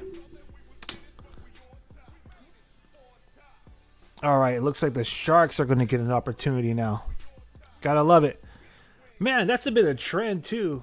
Oh, don't tell me that's on Ferraro again. You've got to be effing kidding me. That is some straight bull shark. Mario Ferraro just literally leaving the penalty box for hooking, gets out of the box and commits a tripping penalty. And now the LA Kings are going right back on the power play. My gosh, can I get any breaks? All right, TV timeout. We're going to bump the music, all right? This is crazy.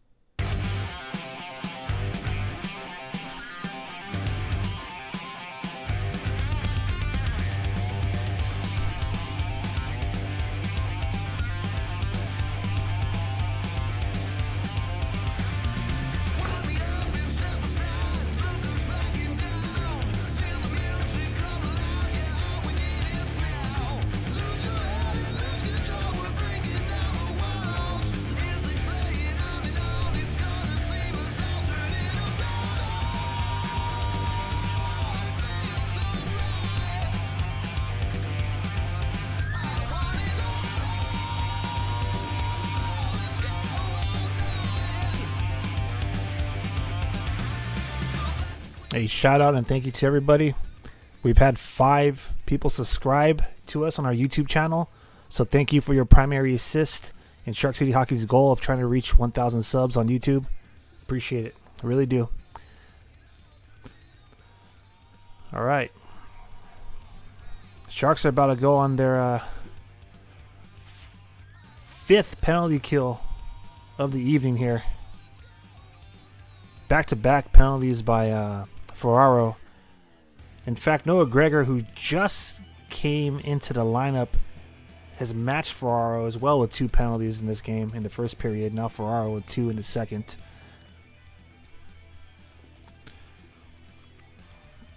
All right.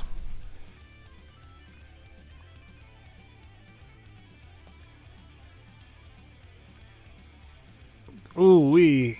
You know, Kopitar is favoring kicking it behind the goal line near the trapezoid and centering that in the slot. Sharks need to shut that down on the penalty kill. Sharks with a small box formation on the PK. So maybe they need to commit to the puck carrier a little bit there.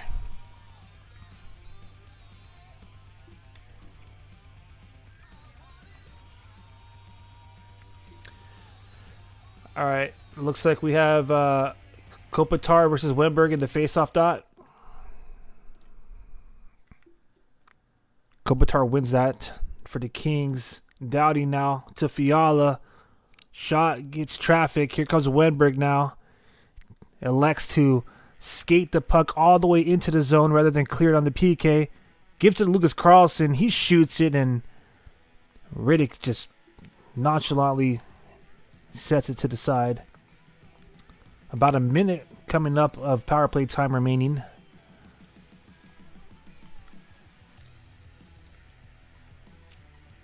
All right, Kempe now sends it to Doughty. Kings again in the Shark zone. Kuzmenko now in the trapezoid. He has Mukamadulin and Carlson pressuring him, so he sends it back up to the point. Doughty sends it to Fiala. Kopitar makes it all the way from the behind the goal line to the blue line to Doughty. Kempe blasts it. Romanov fights it off.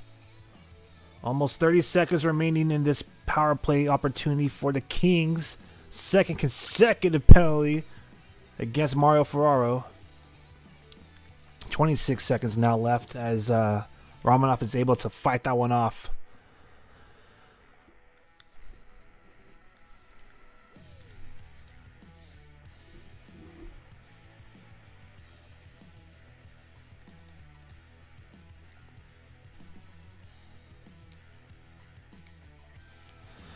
All right.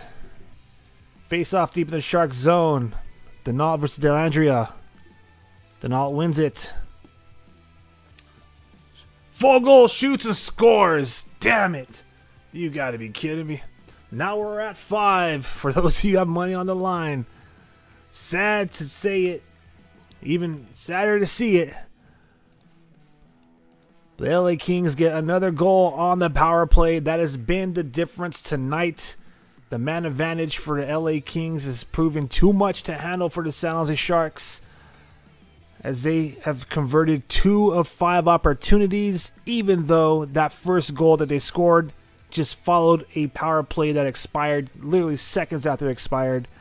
Warren Fogle gets his 21st goal of the season on the power play, assisted by Clark. 13 minutes and 31 seconds to the second period. LA leads 4-1.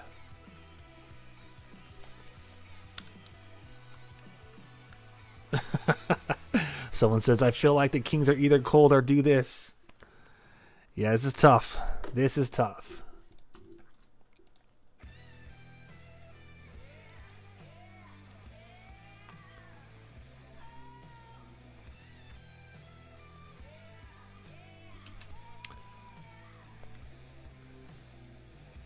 Oh, wow. Kings continue to bring that pressure, man.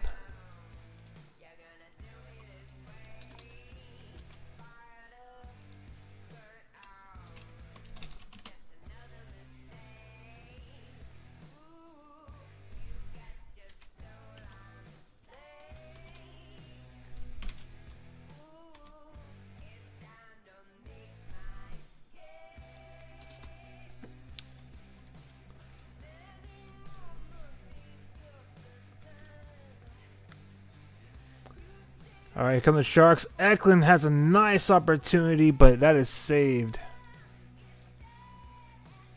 My fault. All right, TV timeout. I'm going to take this moment to update the ticker at the bottom, so y'all enjoy some music.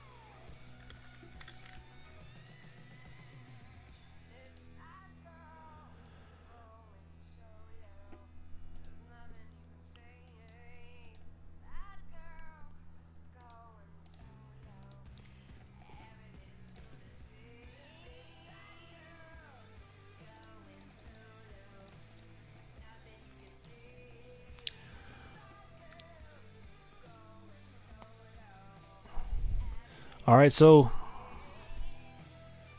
we're back, almost back to the action here. It's pretty much been all LA. All LA. They've registered 12 shots on goal so far in this second period. So about 5 minutes remaining, and the Sharks have only got 6. So LA Kings absolutely lighting the lap. But here's an opportunity for the Sharks. Face off deep in the LA zone.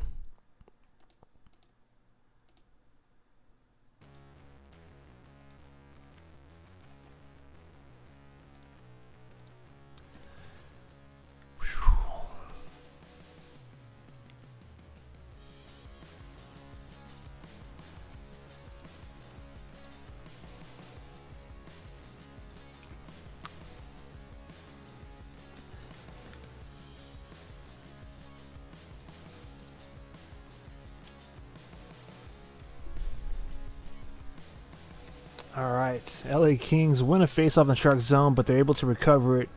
Here comes Shakir Mukhamadullin. He throws it toward the net. Took a Sharks bounce. Willem Eklund is battling with Dude Droughty back there behind the goal line. Didn't really get much support, and the Kings are able to carry the puck back in the Shark zone. Alexander Wenberg breaks up that rush attempt. Leaves it for his defenseman, feeding it up to Eklund. Beautiful move to get around the challenger there. Nice shot, but that goes wide by San Jose. Drew Doughty trying to feed Byfield all the way down. He still manages to get possession of the puck. Times like that, I missed the two-line pass. All right. Only one more on the receiving end of it, right?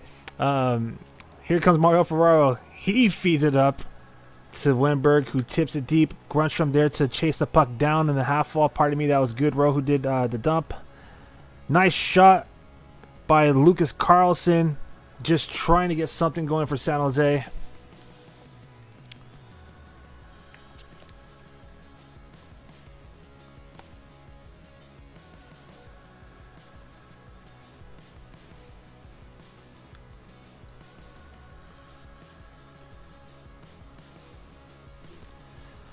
All right. It's hockey night in California. San Jose Sharks taking on the LA Kings. Right now, if the score stands, the Kings are going to tie the season series 2-2. Sharks currently lead 2-1. Ooh, Kempe with a dangerous wrist shot. That goes wide.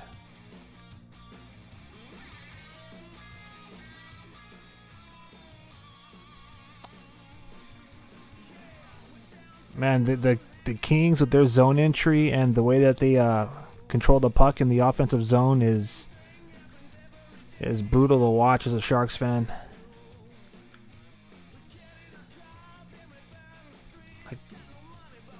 Oh my gosh, Celebrini just took out Camlon. I was about to say too, like the Sharks are either like backpedaling, chasing, or struggling to create any kind of offensive pressure. And Cam Lund and Macklin Celebrini literally just like collide, skating to each other. That might just be the epitome of the way this game is going offensively for the San Jose Sharks. That was tough to watch.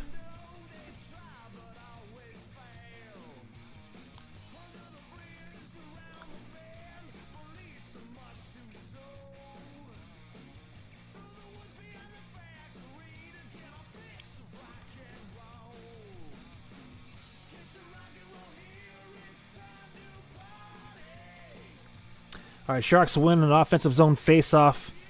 Lucas Carlson shoots it. There's bodies in the way. A lot of traffic in that slot, so it never made its way to Riddick. Sharks resetting their own zone. Dumping it in to LA zone. LA is there to retrieve the puck and smack it back out to the center ice. So Sharks just send it right back down behind the goal line and do a line change here. As we're about 2 minutes away from the second intermission. For the second intermission, we will revisit the 2 goals against in the second period.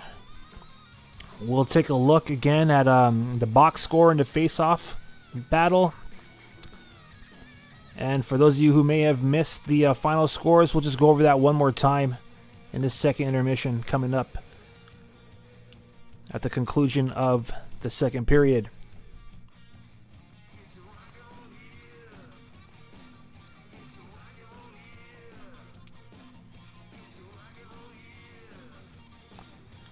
Fiala shoots it and Romanov makes a save.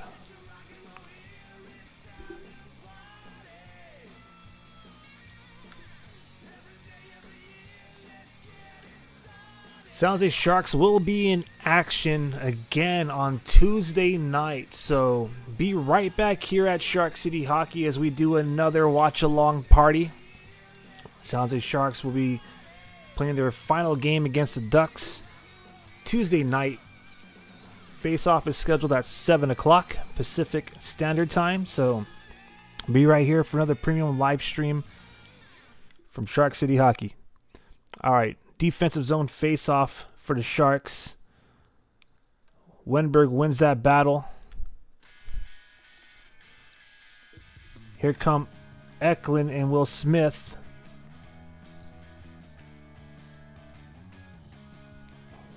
Got to see this top six do a little bit more than that. I mean, Sharks offense for the last 2 days has just been rookie Cameron Lund, which is great to see, as a Sharks fan. But, oh my gosh.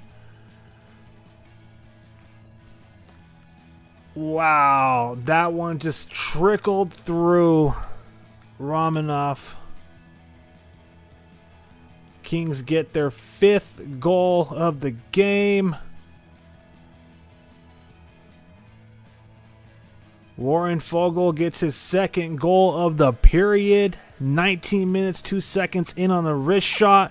It just literally trickles through the 5-hole of Georgi Romanov.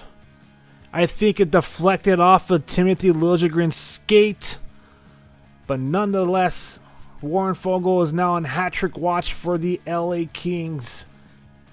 And this is starting to look like last night in San Jose for the Sharks, as they are about to go into this locker room, hopefully where the score stands 5-1 after playing last night and losing to the Rangers 6-1.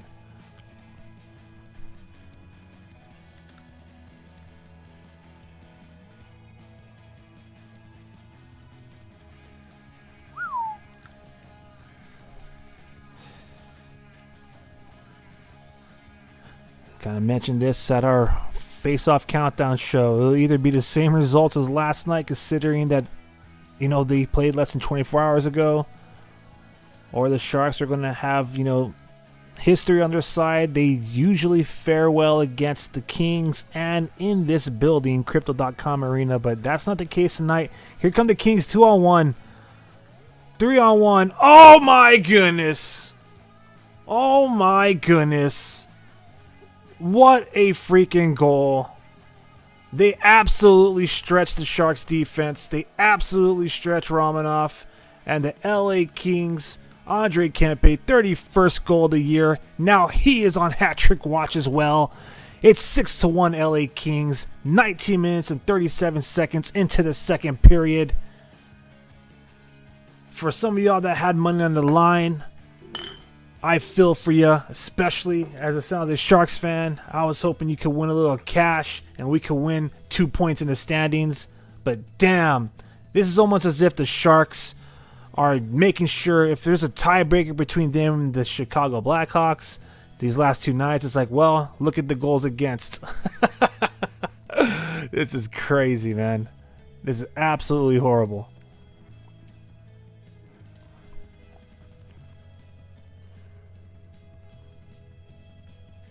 Wow.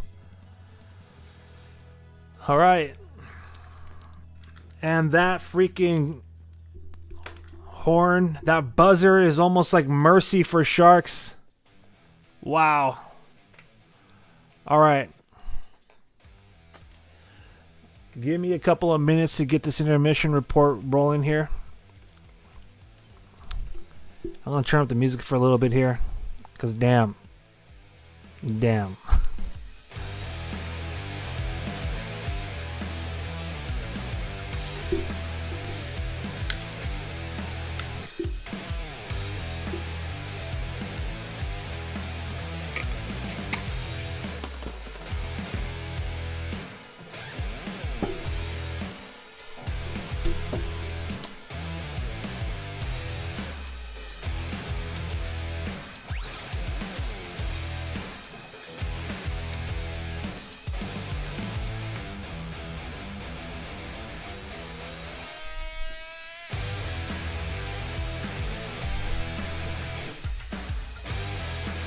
Wow, man.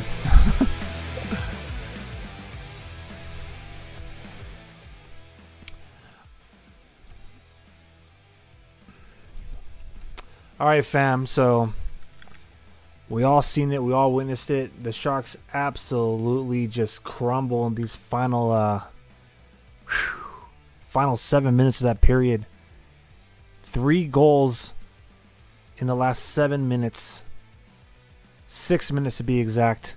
And 2 within the final minute of that period. That is insane.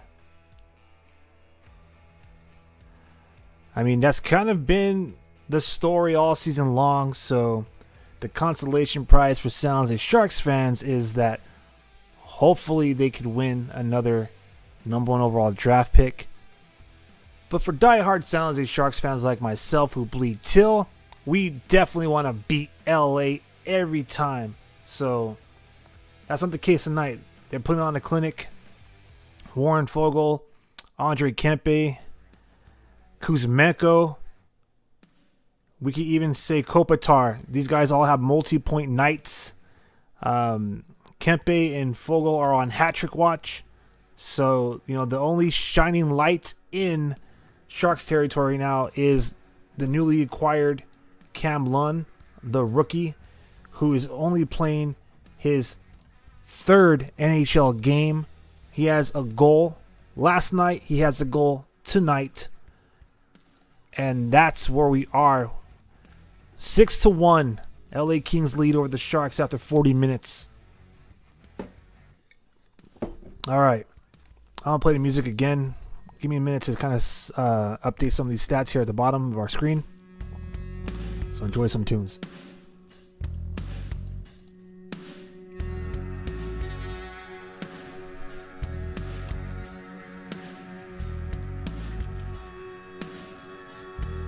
A lot has happened in that last minute.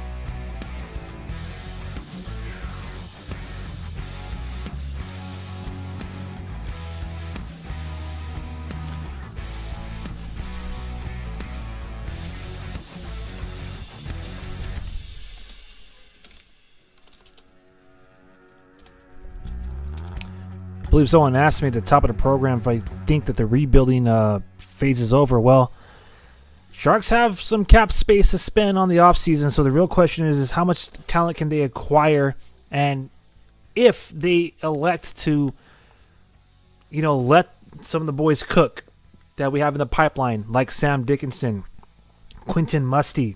Do we continue to let Luka Cagioni play some games?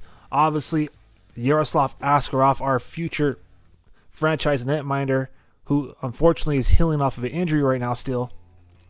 When he comes back, when he gets up to the main roster, how is that Sharks team going to look? You know what I mean? So right now, they're just trying to survive this season, man. They're just trying to survive this season.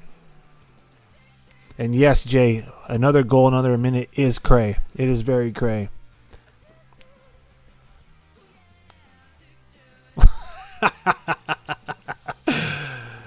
Yeah, I don't know if they could do this to the Oilers or the Knights, but Team Teal is getting it right now. All right, so let's go over the box score here after 40 minutes. So welcome to our second intermission. In case you're joining us right now, I just want to say thank you all for coming through and making Shark City Hockey's premium live streams the #1 trending live streams presented by diehard San Jose hockey fans. And if you haven't liked or subscribed or shared this stream, please consider doing so on the platform that you're joining us in. There's 176 of y'all right now at this moment, and you're all joining me on YouTube or X. So thank you all for joining me on this Sunday night. I really appreciate it. I know the Kings may have been ruining some of your parlays, and I know for Sharks fans, they might be ruining, the rest of your weekend. But hey, bask in this moment, because I feel like, what is this? We have 9 more games remaining in the season. So, the Band-Aid is almost being ripped off completely. And, we'll have some more exciting days ahead of us here in Sharks territory. But we still got to get through the next 20 minutes. For the first 40 minutes, the San Jose Sharks are being absolutely dominated almost in every aspect in this game. On the man advantage, in the faceoff dot, even on the shots on goal total. So it was a little respectable after one period, which the Sharks had 7 shots on goal. They only registered 8 shots on goal in that second period. The LA Kings, 18 shots on goal in the second period to add to the 8 that they had in the first for a grand total of 26. So 15 shots for San Jose, 26 for LA. The face-off dot is still being dominated by the Kings. All right, so I think at the end of the first period, the Sharks had only won like 20-something percent. Let's dive into the face-off percentage here, our face-off battles. So at the end of the first period, the Sharks won 19%. I stand corrected. 4 out of 21. They had the same amount of opportunities of face-offs in the second period, 21. This time, they only won 9 of them. So 43% in that second period. A little more respectable, but still slacking. So 13 of 42 on the night in the face-off dot for San Jose, and they have won 31% of the face-offs. I know what we see on our live stream is 33, but according to NHL.com, it is 31. Breaking it down by zone, and this is all. This is being summarized for all strength, so even strength, shorthanded, and on the man advantage. The Sharks are 6 for 11 in the offensive zone, 5 for 9 in the defensive zone, 2 for 12 in the neutral zone. Again, grand total 13 face-off wins out of 42 face-off totals. So 31% for the San Jose Sharks. Will Smith is still struggling tonight, 0 for 3. Alexander Wenberg, 38% with 5 of 13 wins. Barclay Goodrow, 0 for 3. Ty Dellandrea, 3 out of 10, 30%. Zach Sopachuk, pardon me, 25%, 1 out of 4. Matt Celebrini getting a little bit more respectable. He's won half of his faceoffs, 4 for 8. And Tyler Toffoli had an opportunity in the faceoff dot. Probably was subbed in for someone that was removed by the ref, kicked out, and he went 0 for 1. On the other side of the ice, the guys in the black and silver jerseys, Anze Kopitar, 13 for 19 tonight, 68%. 11 for 13, Philip Denault, 85%. Quentin Byfield, 3 for 6, 50%. Samuel Hellenius is 2 for 4, 50%. Just want to see something here really quick.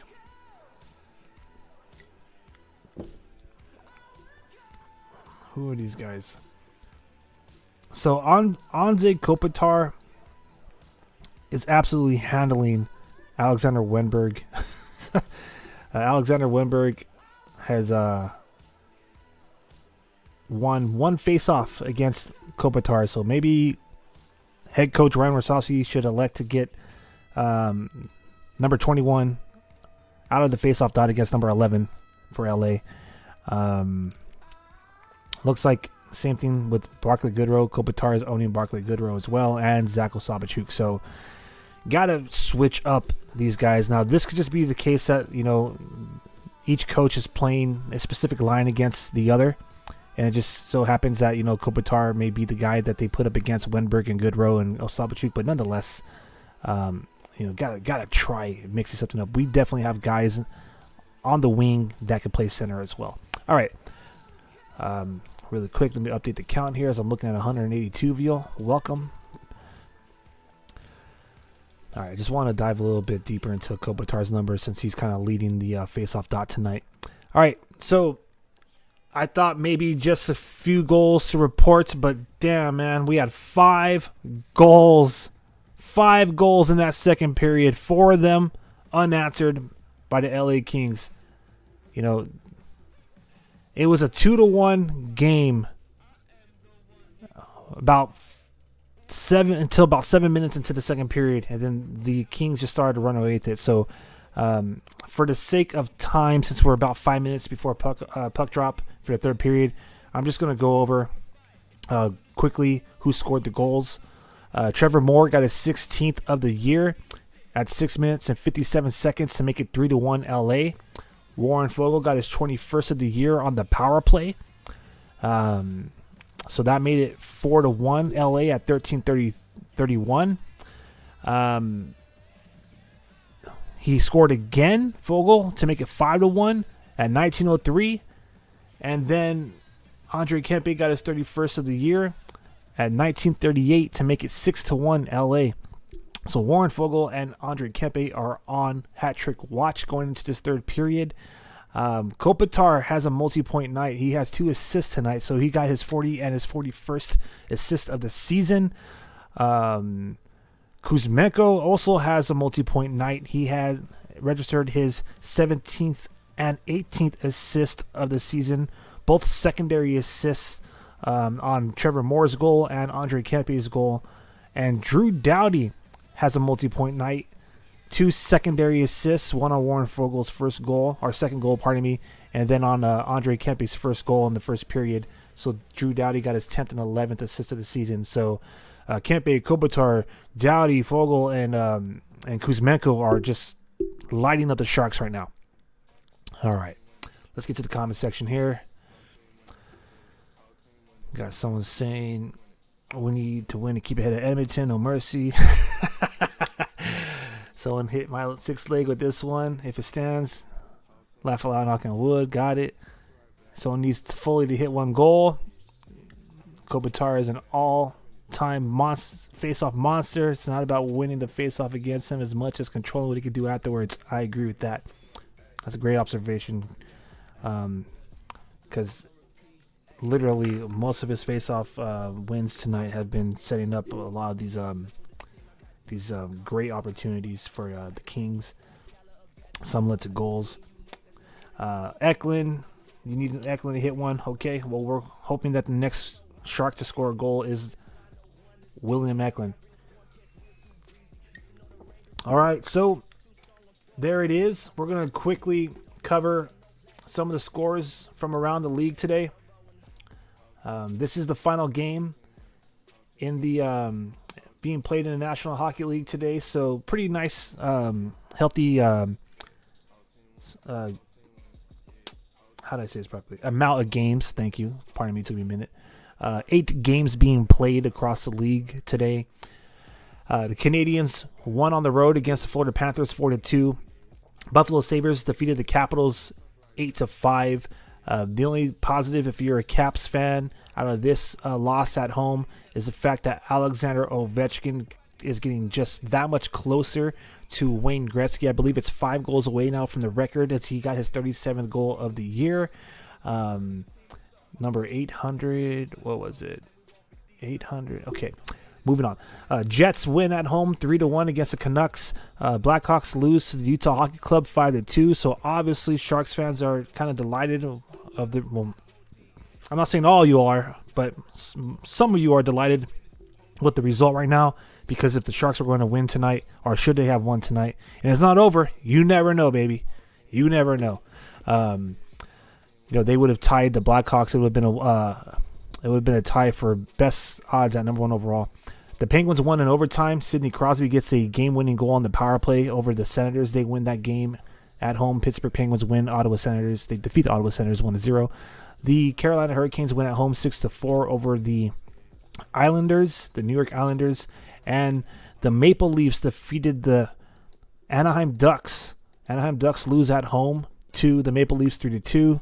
Anaheim Ducks will be the Sharks' next opponent on Tuesday night, which is when we'll do our next watch-along party. So thank you to the 184 of you who are with us currently at this moment. I never thought Gretzky's record would be broken either, Tim. So if you're watching us on YouTube, continue to chat amongst yourselves or drop a comment here for your host. I am Aaron James, creative at Shark City Hockey, your go-to source for San Jose Sharks fandom. Thank you for joining us for this premium live stream in which we have real-time reaction to the action, as it sounds like Sharks are getting absolutely obliterated by the Kings. 6-1. 20 more minutes remaining here. So let's do this.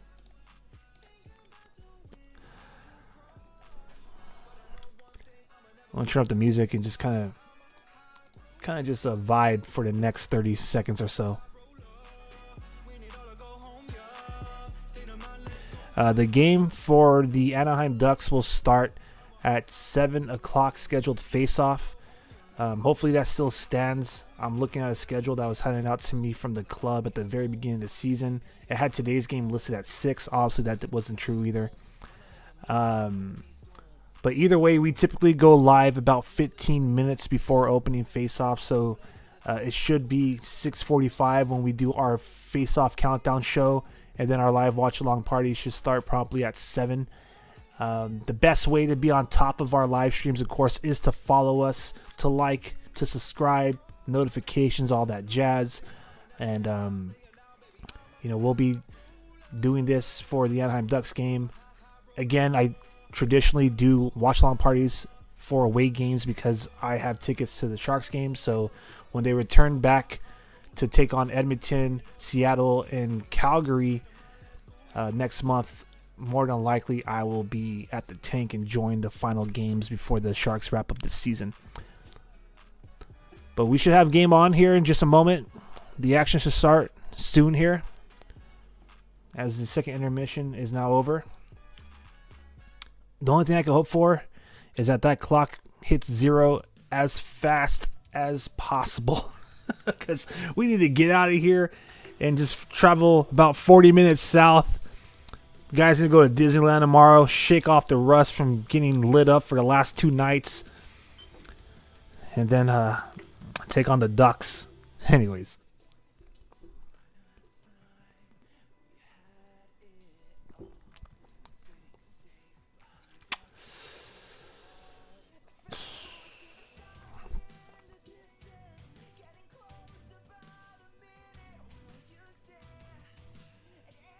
All right.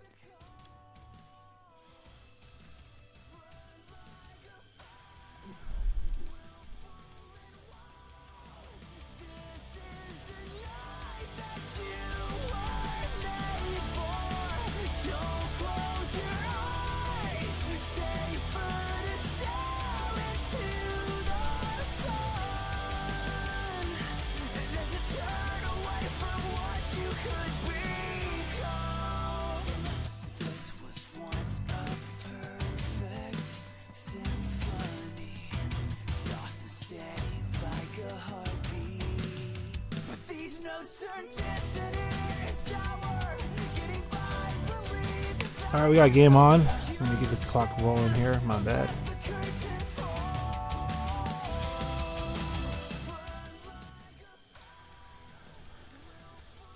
All right. Kings picking up right where they left off. Offensive zone pressure.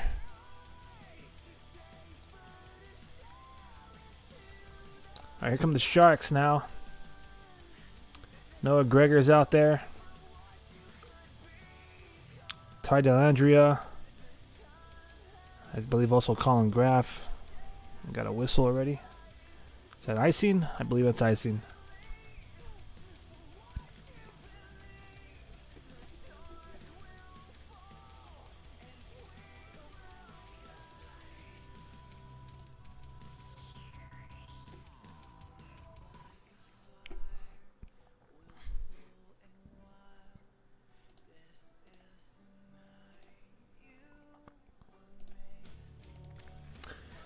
All right.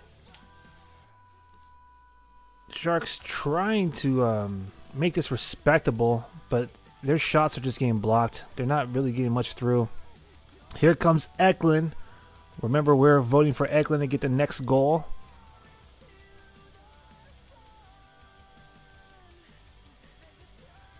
Kings able to gain possession and clear it to neutral zone.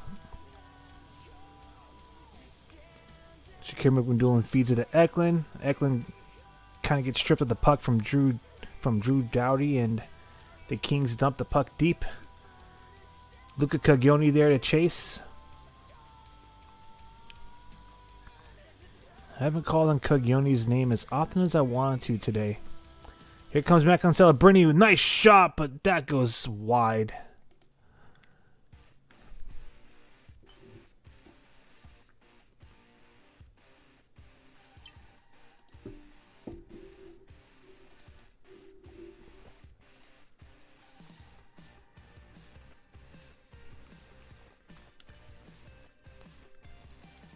Someone wants to know if there'll be more goals. As a Sharks fan, I hope so for us. All right, face off. Celebrini taking a shot right off the face off. Gotta love the effort. But Riddick gloves it down, so we'll get another opportunity. In the offensive zone, Celebrini. Celebrini loses this face off this time.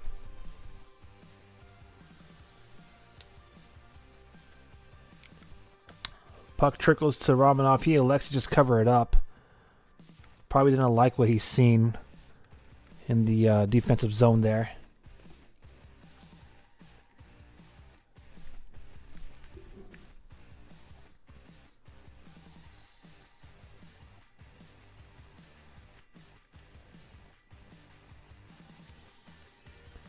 All right, face off deep in the Shark zone. Byfield versus Celebrini.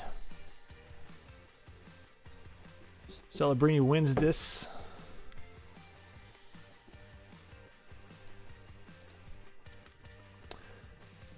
Man, zone entry and offensive zone possession is at a minimal for the Sharks.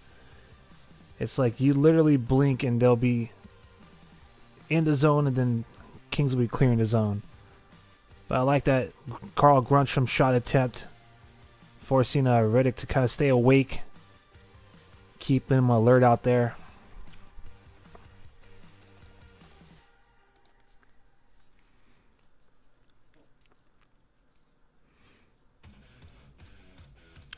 Oh, Romanov kind of mishandling the puck in the trapezoid.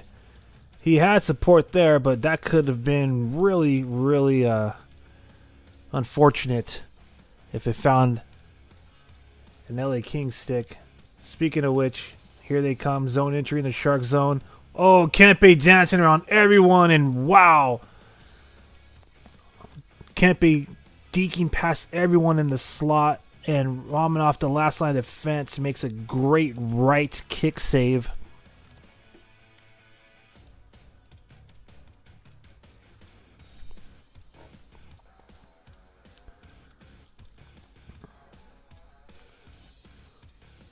Okay, Kings get a lucky bounce on the zone entry with their dump. It kind of bounces awkwardly off the boards and kind of stays put in the trapezoid. Kind of caught Market Vlasic off by guard, but thank goodness the Sharks are able to get bodies in front of their shooting lanes, and now the Sharks trying to set up some offensive zone pressure. Nice check by Eklund. Anderson did not like that. He cross-checks Anderson, Mikey Anderson of the Kings, and then Noah Gregor comes in and absolutely obliterates Anderson with the check of his own. So there's going to probably be a couple of penalties here. I was guessing that perhaps Anderson was going to get called for that retaliatory hit on Eklund was uncalled for, but with Noah coming in afterwards, Noah Gregor that is, and throwing Anderson to the ice, maybe there'll be offsetting penalties. We'll have to wait and see. I think Noah Gregor coming in to defend Eklund. That's not Eklund, that's Caglione. My bad. They said Eklund on the show. I had a feeling that's Caglione. But yeah, that's our young rookie defenseman. Outstanding, one of the top 5 scorers on the San Jose Barracuda in the AHL. He also put up 90 points in the Western Hockey League with the Portland Winterhawks. And for some reason, he's being put in the penalty box. That makes no sense. Anyways, it's just one of those damn games if you're wearing teal. So it looks like we do have offsetting penalties. Perhaps the hit that Caglione delivered did warrant Anderson hitting him, and everything that ensued, right?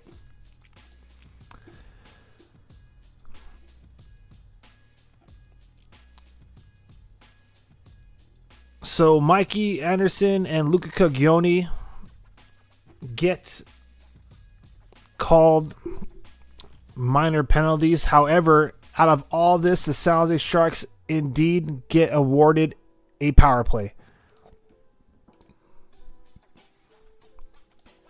So kind of a lot to decipher there for the refs, but in the end,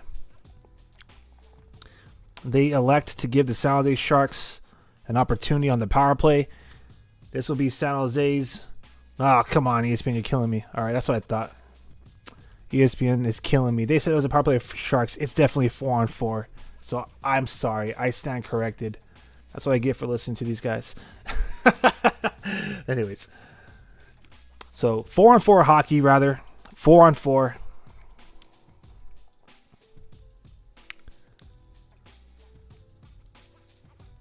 A lot of open ice out there. So the San Jose Sharks are looking. Timeout. I might stand corrected again. Let me do a count here. The math ain't mathing. I'm seeing 5 San Jose Sharks out there. The Sharks are on a power play. I'm sorry. I stand corrected yet again. My apologies, everybody. My gosh. Toffoli is on the ice. For those asking, Toffoli is on the ice. And for those who have money on Celebrini getting a goal, he is part of that number 1 power play unit, so he is on the ice as well. Let's get the clock rolling. I noticed that we have 15 minutes remaining here in the regulation.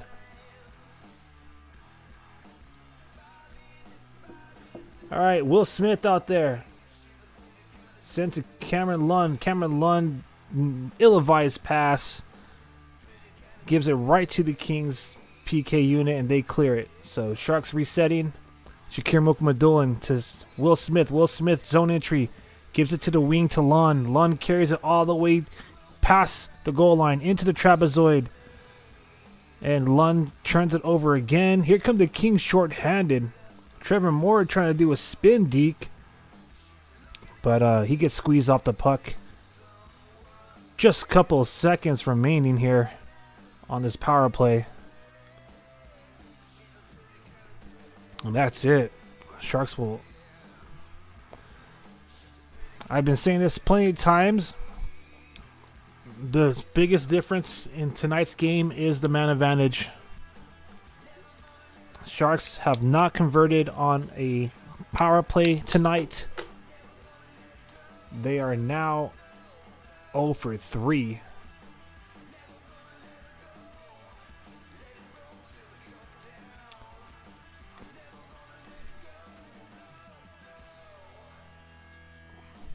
All right, TV timeout. This would be a good opportunity for me to also take a brief timeout here from commentating.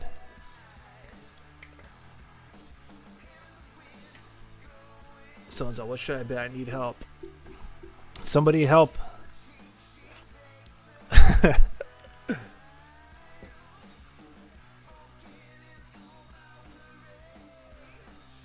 right, so there's some developments going on the ice right now.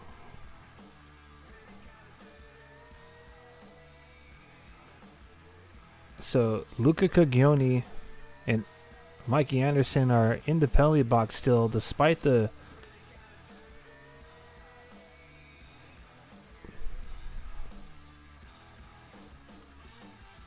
there's a lot of confusion with what's going on with these penalties. So I'm just gonna wait. Instead of commentate live and react, I'm just going to wait. Let these guys in the zebra jerseys figure everything out. They're visiting both Sharks and Kings bench right now.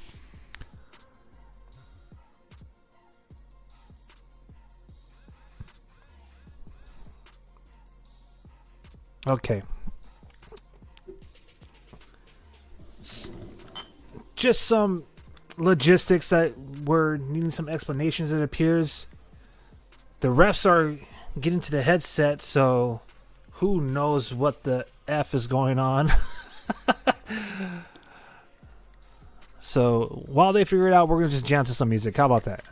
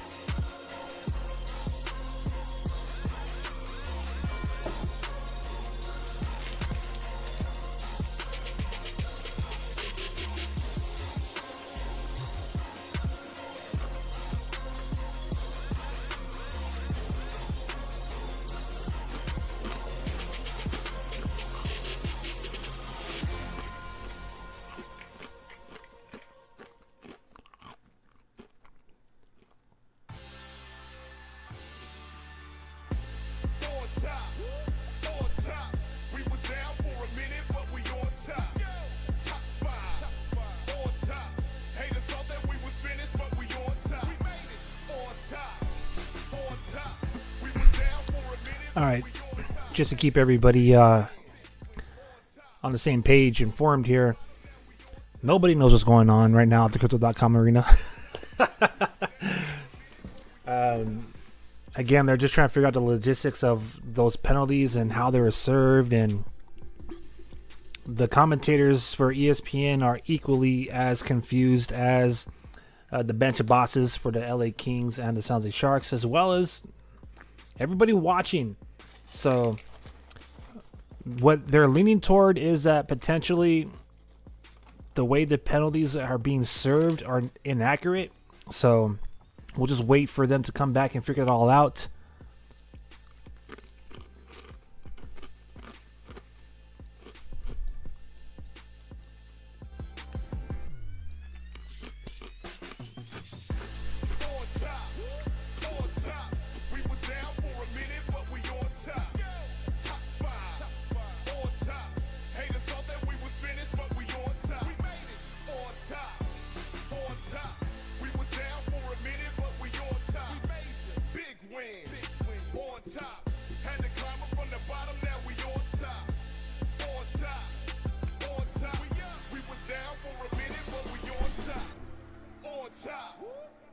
Top. We was down for a minute, but we on top. Let's go. Top five. On top. Haters thought that we was finished, but we on top. We made it. On top. On top. We was down for a minute, but we on top. We major. Big win. On top. Had to climb up from the bottom, now we on top. A lot has happened and nothing at the same time, pretty much. I am not even going to bother recapping what the issue was on the ice. Essentially, though, there's some confusion on how penalties are being served. So, after 5 minutes, we're still at 6-1 LA Kings over the Sharks with less than 13 minutes remaining in the regulation. That's all that really matters at this point, right?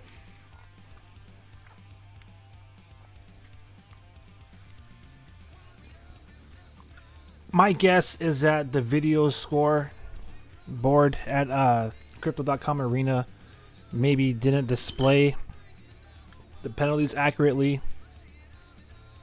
I'm done. We're moving on from this. That's ridiculous. Get it together, NHL. Anyways.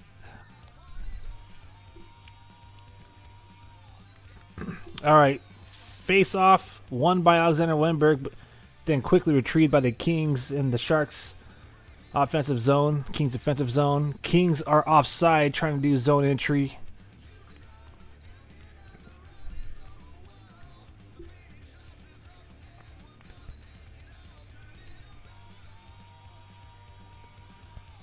All right, let's see. For someone that was hoping that this clock would just run down as fast as possible, that little hiccup there and confusion definitely added a little bit more. How many shots on goals does Celebrini have? Let's see. Celebrini has, looks like just 2 shots on goal tonight. Just 2.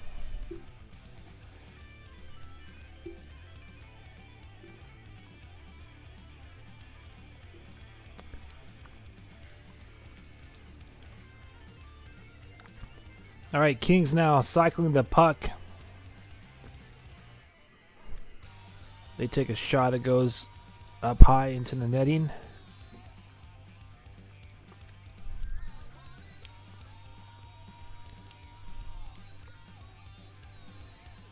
All right. Almost halfway through this period, fam. Almost halfway through this period.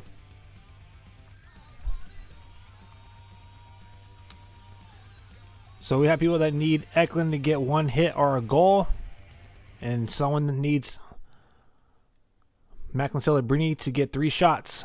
I'll be keeping an eye on that for y'all. Too many whistles. Come on. Let's get the clock rolling.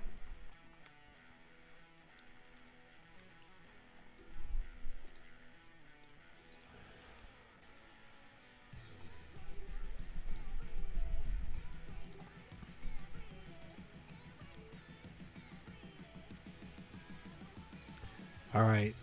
Delandria is in the face-off dot right now in the defensive zone.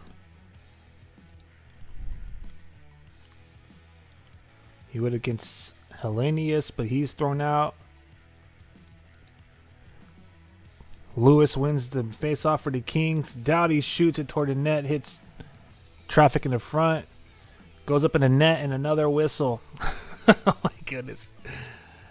Eklund's shot on goal totals today is one shot on goal.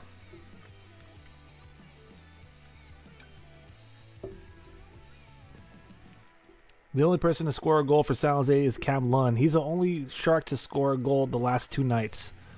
They're trailing this game 6-1. They lost last night 6-1. Both of those goals scored by rookie Cameron Lund.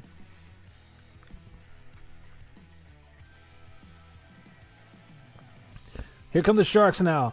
Caglioni with the shot, and that is saved by David Riddick of LA Kings. I am hoping to see Caglioni get a goal. I mentioned that earlier at the top of this premium live stream.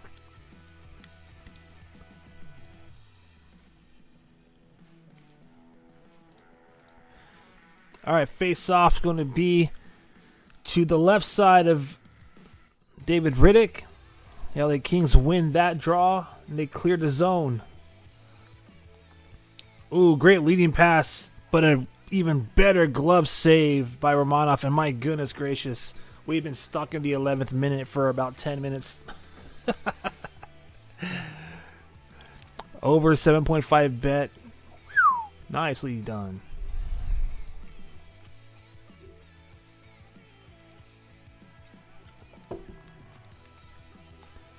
All right, face-off won by the LA Kings. They have offensive pressure setting up right now. Defensemen are quarterbacking the play at the blue line. They dump it behind the goal line. Here come the Kings. Send it right back to the point. One defender to the other. Fans on the shot, but they maintain possession at the point now. Thrown toward the net. That goes wide. Liljegren recovers. Clears the zone. Sharks look like they weren't sure if they're going to try to attack or do a line change there, so that allows the Kings to possess the puck and go right back in the zone and set up offensive pressure. Now the Sharks are going to do a line change. But man, they're looking a little sloppy out there right now. I think they as well want to see this clock wind down to zeros.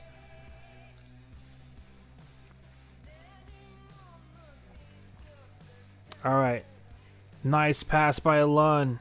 He feeds it to Celebrini. Celebrini sends it around the boards. But Kings recover. Here's an opportunity to be one-on-one with Romanov. Reinforcements show up for the Sharks. But the Kings still have possession. In the slot. Shot. Another shot. Romanov having to be big and tall in the net.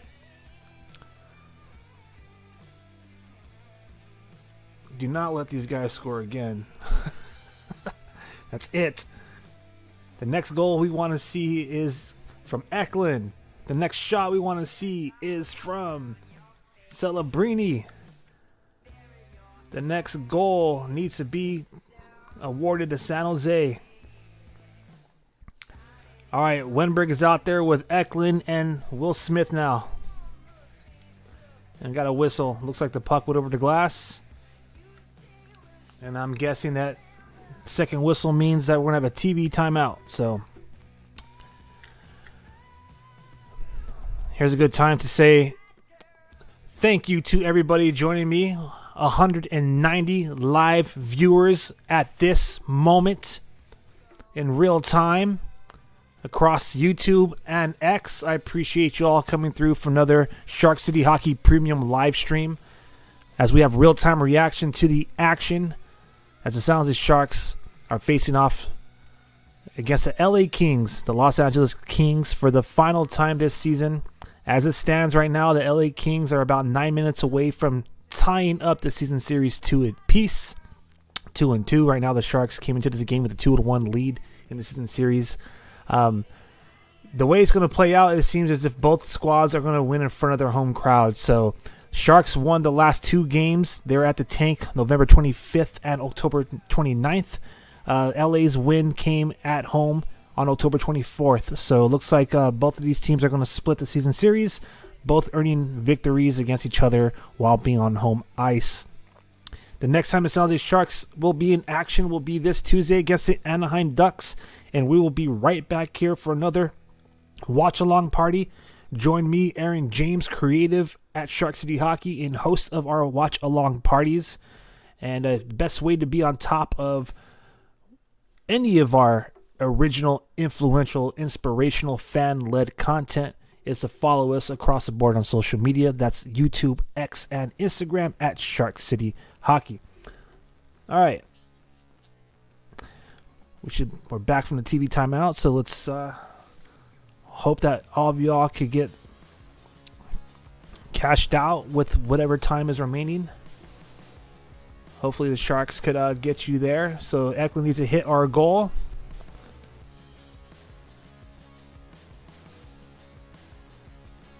We're also looking for one shot on goal for Macklin Celebrini, I believe.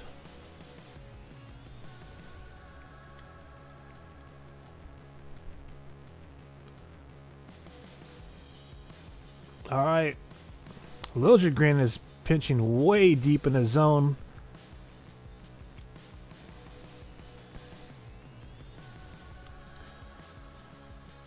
All right, here come the Sharks. If they hustle, they could probably get an opportunity to get... Oh, Alexander Wenberg trying to do way too much by himself. Had 4 Kings surrounding him. Try to go in the slot and deke everybody out while poorly handling the puck. Turns it over, and the Kings are deep in the Sharks zone yet again.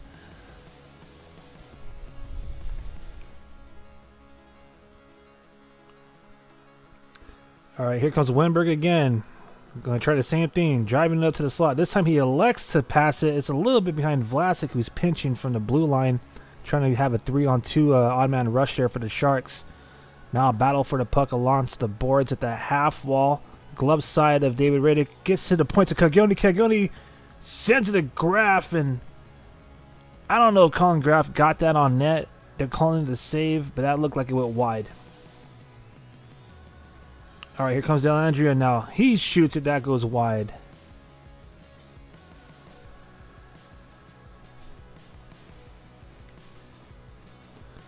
Oh, boy. Here come the Kings now. They got some speed. They try to center in the slot. Nobody home. The pace is starting to pick up here. A lot of back and forth hockey. Some 200-foot game. Some 200-foot action back and forth right now. And this is going to be icing on the Kings. All right, 7:37 remains in the third period. Sharks versus Ducks is always fun. Absolutely agree with that.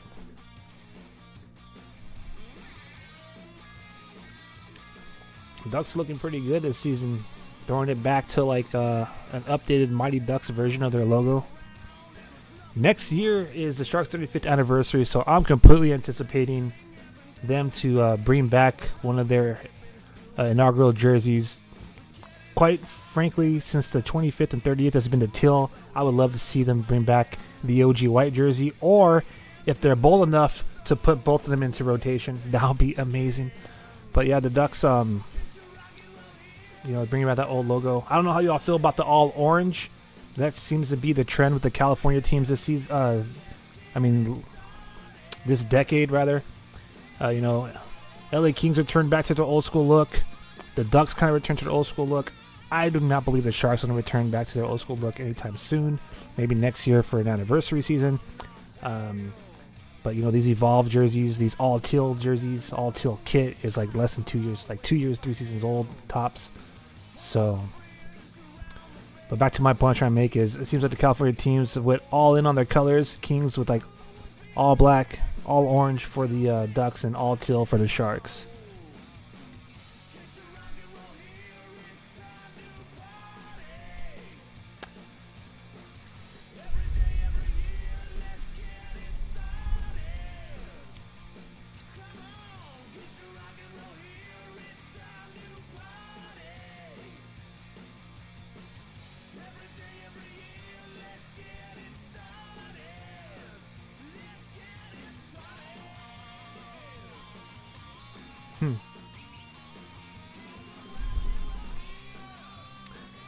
My bad. I was kind of listening to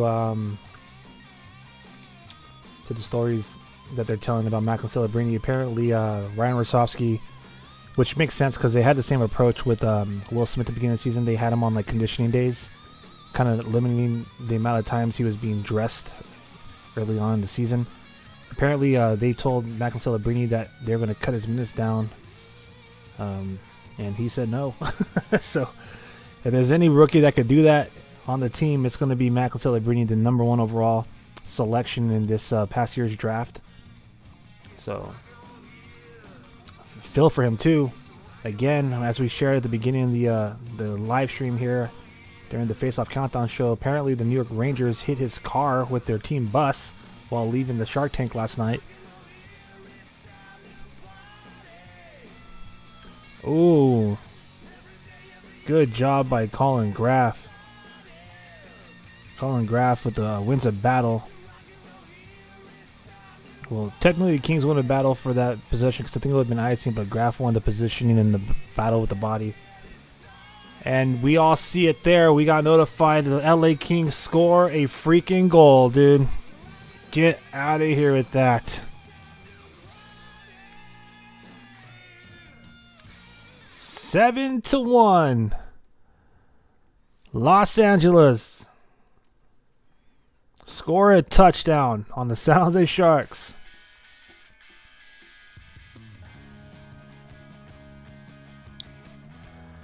Macklin Celebrini is still with 2 shots on goal. William Eklund has 0 hits still, for those of you who are wondering. We're approaching 5 minutes of pain remains.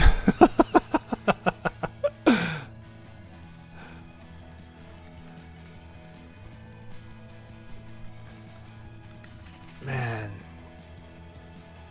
And of course, you know, for those of you who want to know how come Georgi Romanov is still in the net, Georgi Romanov is not going to be pulled. He's not going to get any relief tonight because last night Alexander Georgiev played a game, but Romanov, as we're talking about it, gets scored on again. 8-1 LA Kings. 8-1. Touchdown with a 2-point conversion. Man. Brutal.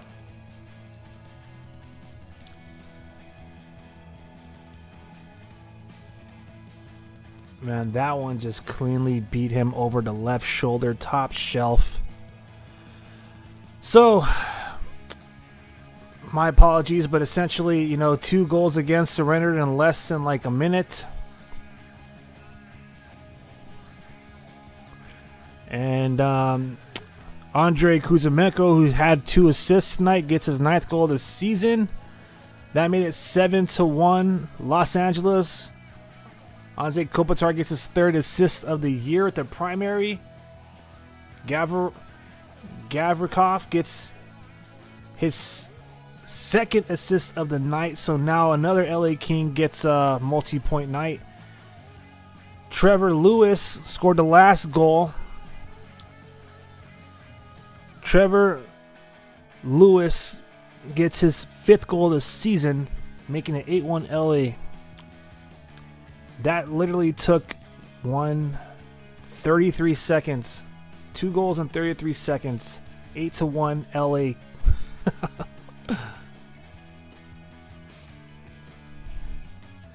Let me take a look at the shots on the shots really quick, fam, as we have another one recorded. That one was by Barclay Goodrow, unfortunately.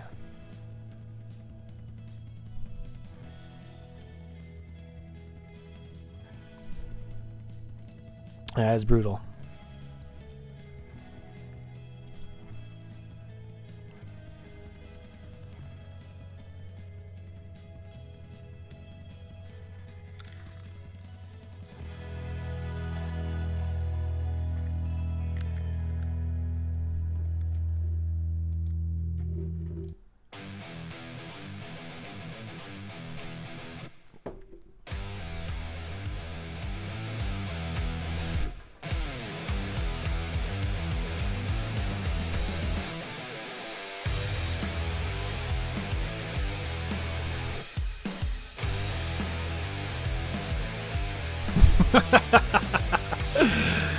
Yeah, there's a goalie. The Sharks did have a goalie. There's a goalie somewhere in there. I feel you, though. I think it was John Cena. I'm just kidding.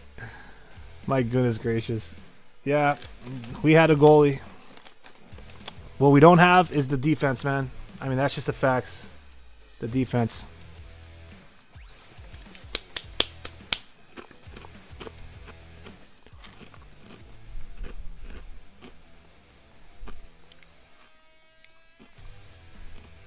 All right, face off in LA Kings zone. Let's see if we could get that shot that you're looking for. Unfortunately, it looks like it's a checking line out there, so we'll have to wait to see if Eklund gets on the ice. About 4 minutes remaining in regulation. Luka Coglione looking. He shoots. A lot of traffic, so I don't think that made it to the net.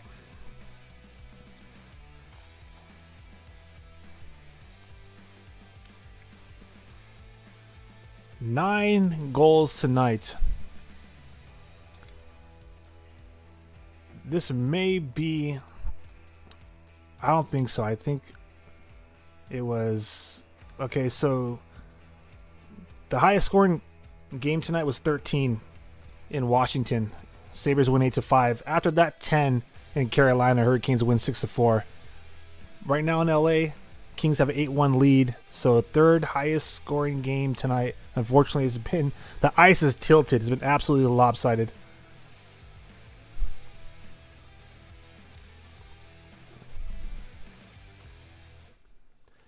All right, Tyler Toffoli's out there, which means so should Macklin Celebrini.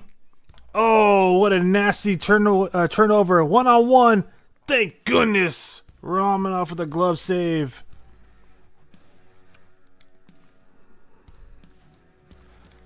Nasty turnover in a neutral zone. Lucas Carlson gets absolutely poke-checked, leading... Who was that? Who's number 39 for you guys? Mallet looking for his first career goal.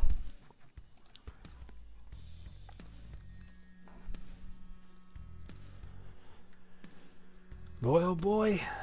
Let's get out of here, boys. Here comes Celebrini. Oh, you're looking for a shot on goal and something happened to his stick. I think it broke. Stick hits the ice. He's going back to the bench.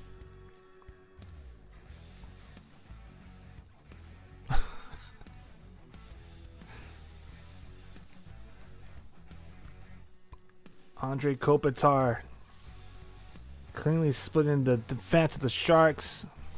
The puck trickles toward Romanov, and he elects to freeze the puck with 2 minutes and 43 seconds remaining in regulation here.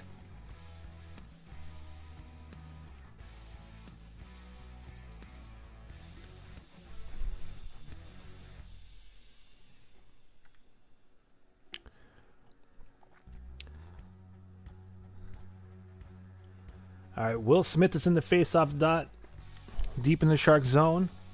He wins the draw. Coglione now exiting the zone. Tries to pass it to Cam Lund and gets intercepted. Now here come the Kings. Oh, centering and tip attempt by the Kings right in front of the crease. Oh my gosh, the Kings is like... They are freaking absolutely on fire right now, man. The offensive zone pressure is just... There's no quit in it right now as we get toward the last 2 minutes of this game.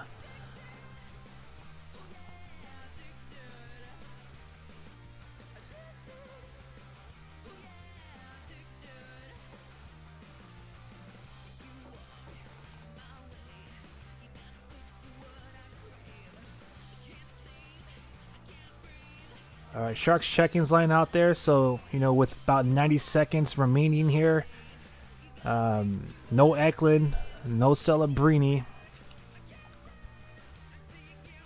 I wouldn't be surprised if head coach Ryan Rosofsky elects to leave our checking lines out there, because they've been the only lines this last 2 games to really kind of like have some consistency.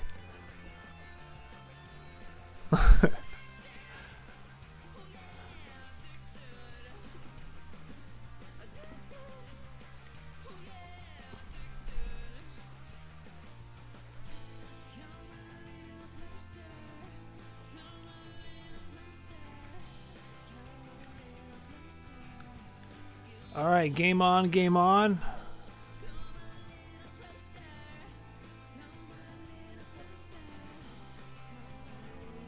Kings just having all day with their zone entry.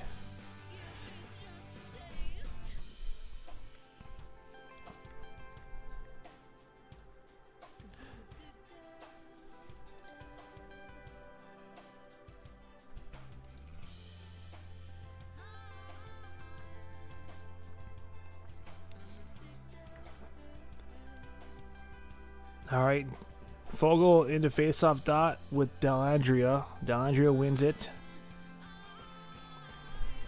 We are officially 1 minute remaining in regulation. 1 minute remaining in this game.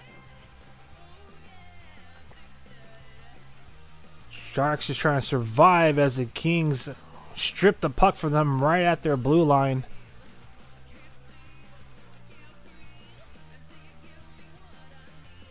I don't think we're going to get a shot, a hit, or a goal. As, you know, the Sharks are electing to just kind of dump the puck here, man.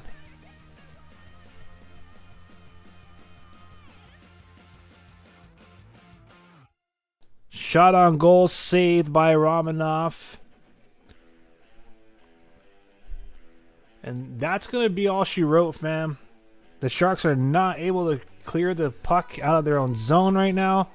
The Kings are just controlling it with just a few seconds remaining. The Kings now in possession of the puck. They literally pass it back to David Riddick, the goalie, to kill off the rest of this game. And that right there is your final. Final score 8-1. Los Angeles Kings defeat the San Jose Sharks 8-1.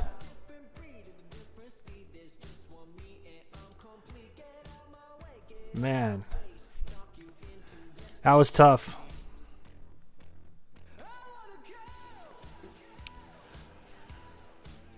All right, fam. Well, that was fun. If you were a fan of the LA Kings, if you are if you're one of those Sharks fans that like to see the Sharks do exactly what they just did in order to maintain the best odds at #1 overall in the draft lottery, well, that was fun too. Cam Lund, the only San Jose Shark to score a goal for 2 consecutive games. So he scored the only goal, the lone goal last night for San Jose. He scored the only goal tonight for the Sharks. So Cam Lund, 2 goals in his first 3 career NHL games. That's your final score again. LA Kings 8-1. Thank you to the 196 current live viewers at this moment. Please consider subscribing to the channel if you're watching on YouTube. If you're watching on X, please consider going to our YouTube channel and subscribing. Have a primary assist in our goal of 1,000 subs. So I'm Aaron James, creative at Shark City Hockey, wishing you all a rest of have a great rest of your evening here. We all lived it. We all went through it. We all seen what happened. San Jose Sharks absolutely sink to the bottom of the Pacific with this Pacific Division rivalry matchup. And, the LA Kings did exactly that. They rained on San Jose. And the season series is now tied 2-2. And that right there will be the final time that these 2 teams face off against each other this season. The next time we'll be live for a Shark City Hockey premium live stream will be this Tuesday when the San Jose Sharks finish this brief road trip against the Anaheim Ducks. 7 o'clock face-off time, so we should be live around 6:45. Of course, the best way to stay on top of whenever we go live, whether it's our watch-along parties, our late night fan shows where we talk about San Jose Sharks and San Jose Barracuda, or our flagship podcast, Frostbitten. You can follow us on X, Instagram, and YouTube at Shark City Hockey. All right, one more time for all of us here at Shark City Hockey, thank you all for being a part of this premium live stream, our watch-along party with real-time reaction to the action as the San Jose Sharks have fallen to the Los Angeles Kings. Final score 8-1. Because of all of you out there, you have yet again made our premium live streams the number one trending live streams presented by diehard San Jose hockey fans. So until next time, in a couple of nights, I'm going to wish you all a great rest of your evening. I'm Aaron James, and I am signing off. Congratulations to anybody who was in the comments section who may have got cashed out on tonight's game. And, you know, for those of you who just fell short, maybe better luck next time. And for all of you Sharks fans out there, 9 more games, baby. 9 more games. All right, so 4 more games remain at home. 5 more on the road. Sharks are, again, they got the Ducks on Tuesday. They come home for 3 consecutive games next week or this week. And then they're on a 4-game road trip before they close out the season against the Edmonton Oilers at the Shark Tank on April 16th. If you want to see some Sharks hockey, this is not a shameless plug or promo. I'm just being 100% genuine with you all. Consider getting a breakaway pass. If you are new to it, aka new email, wink wink, to the breakaway pass for the Sharks, that is essentially a subscription-based ticket plan. Not like a season ticket holder plan where you get to choose your selected seats and those are your seats throughout the season. The breakaway pass is an excellent option to enjoy Sharks hockey live and extremely economic to your wallet. For example, this month you get all 4 remaining Sharks home games plus every home game in the preseason and every home game in October. That's 3 months of Sharks hockey for $53 a person. The way it works is they assign you the seats the day of, usually a couple of hours before the opening face-off. And I'll be real with you, man. For the value of the breakaway pass, I think it exceeds.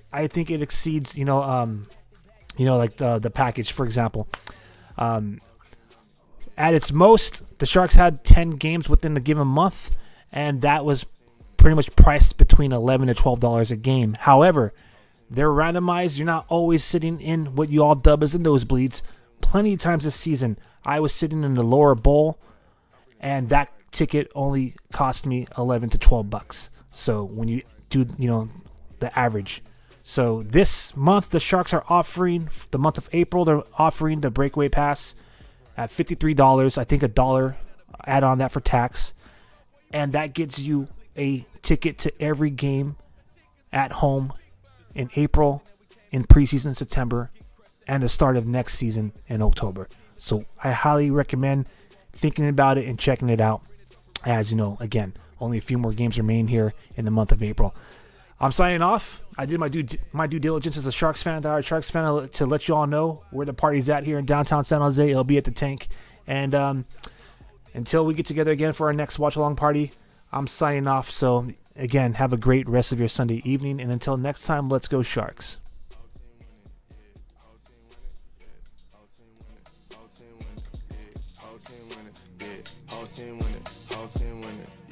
I bring the truffle right back. I bring the truffle right back. Yeah, yeah. I bring the truffle right back. I bring the truffle right back. Yeah, yeah. I bring the truffle right back. I bring the truffle right back. Yeah, yeah. I bring the truffle right back. I bring the truffle right back.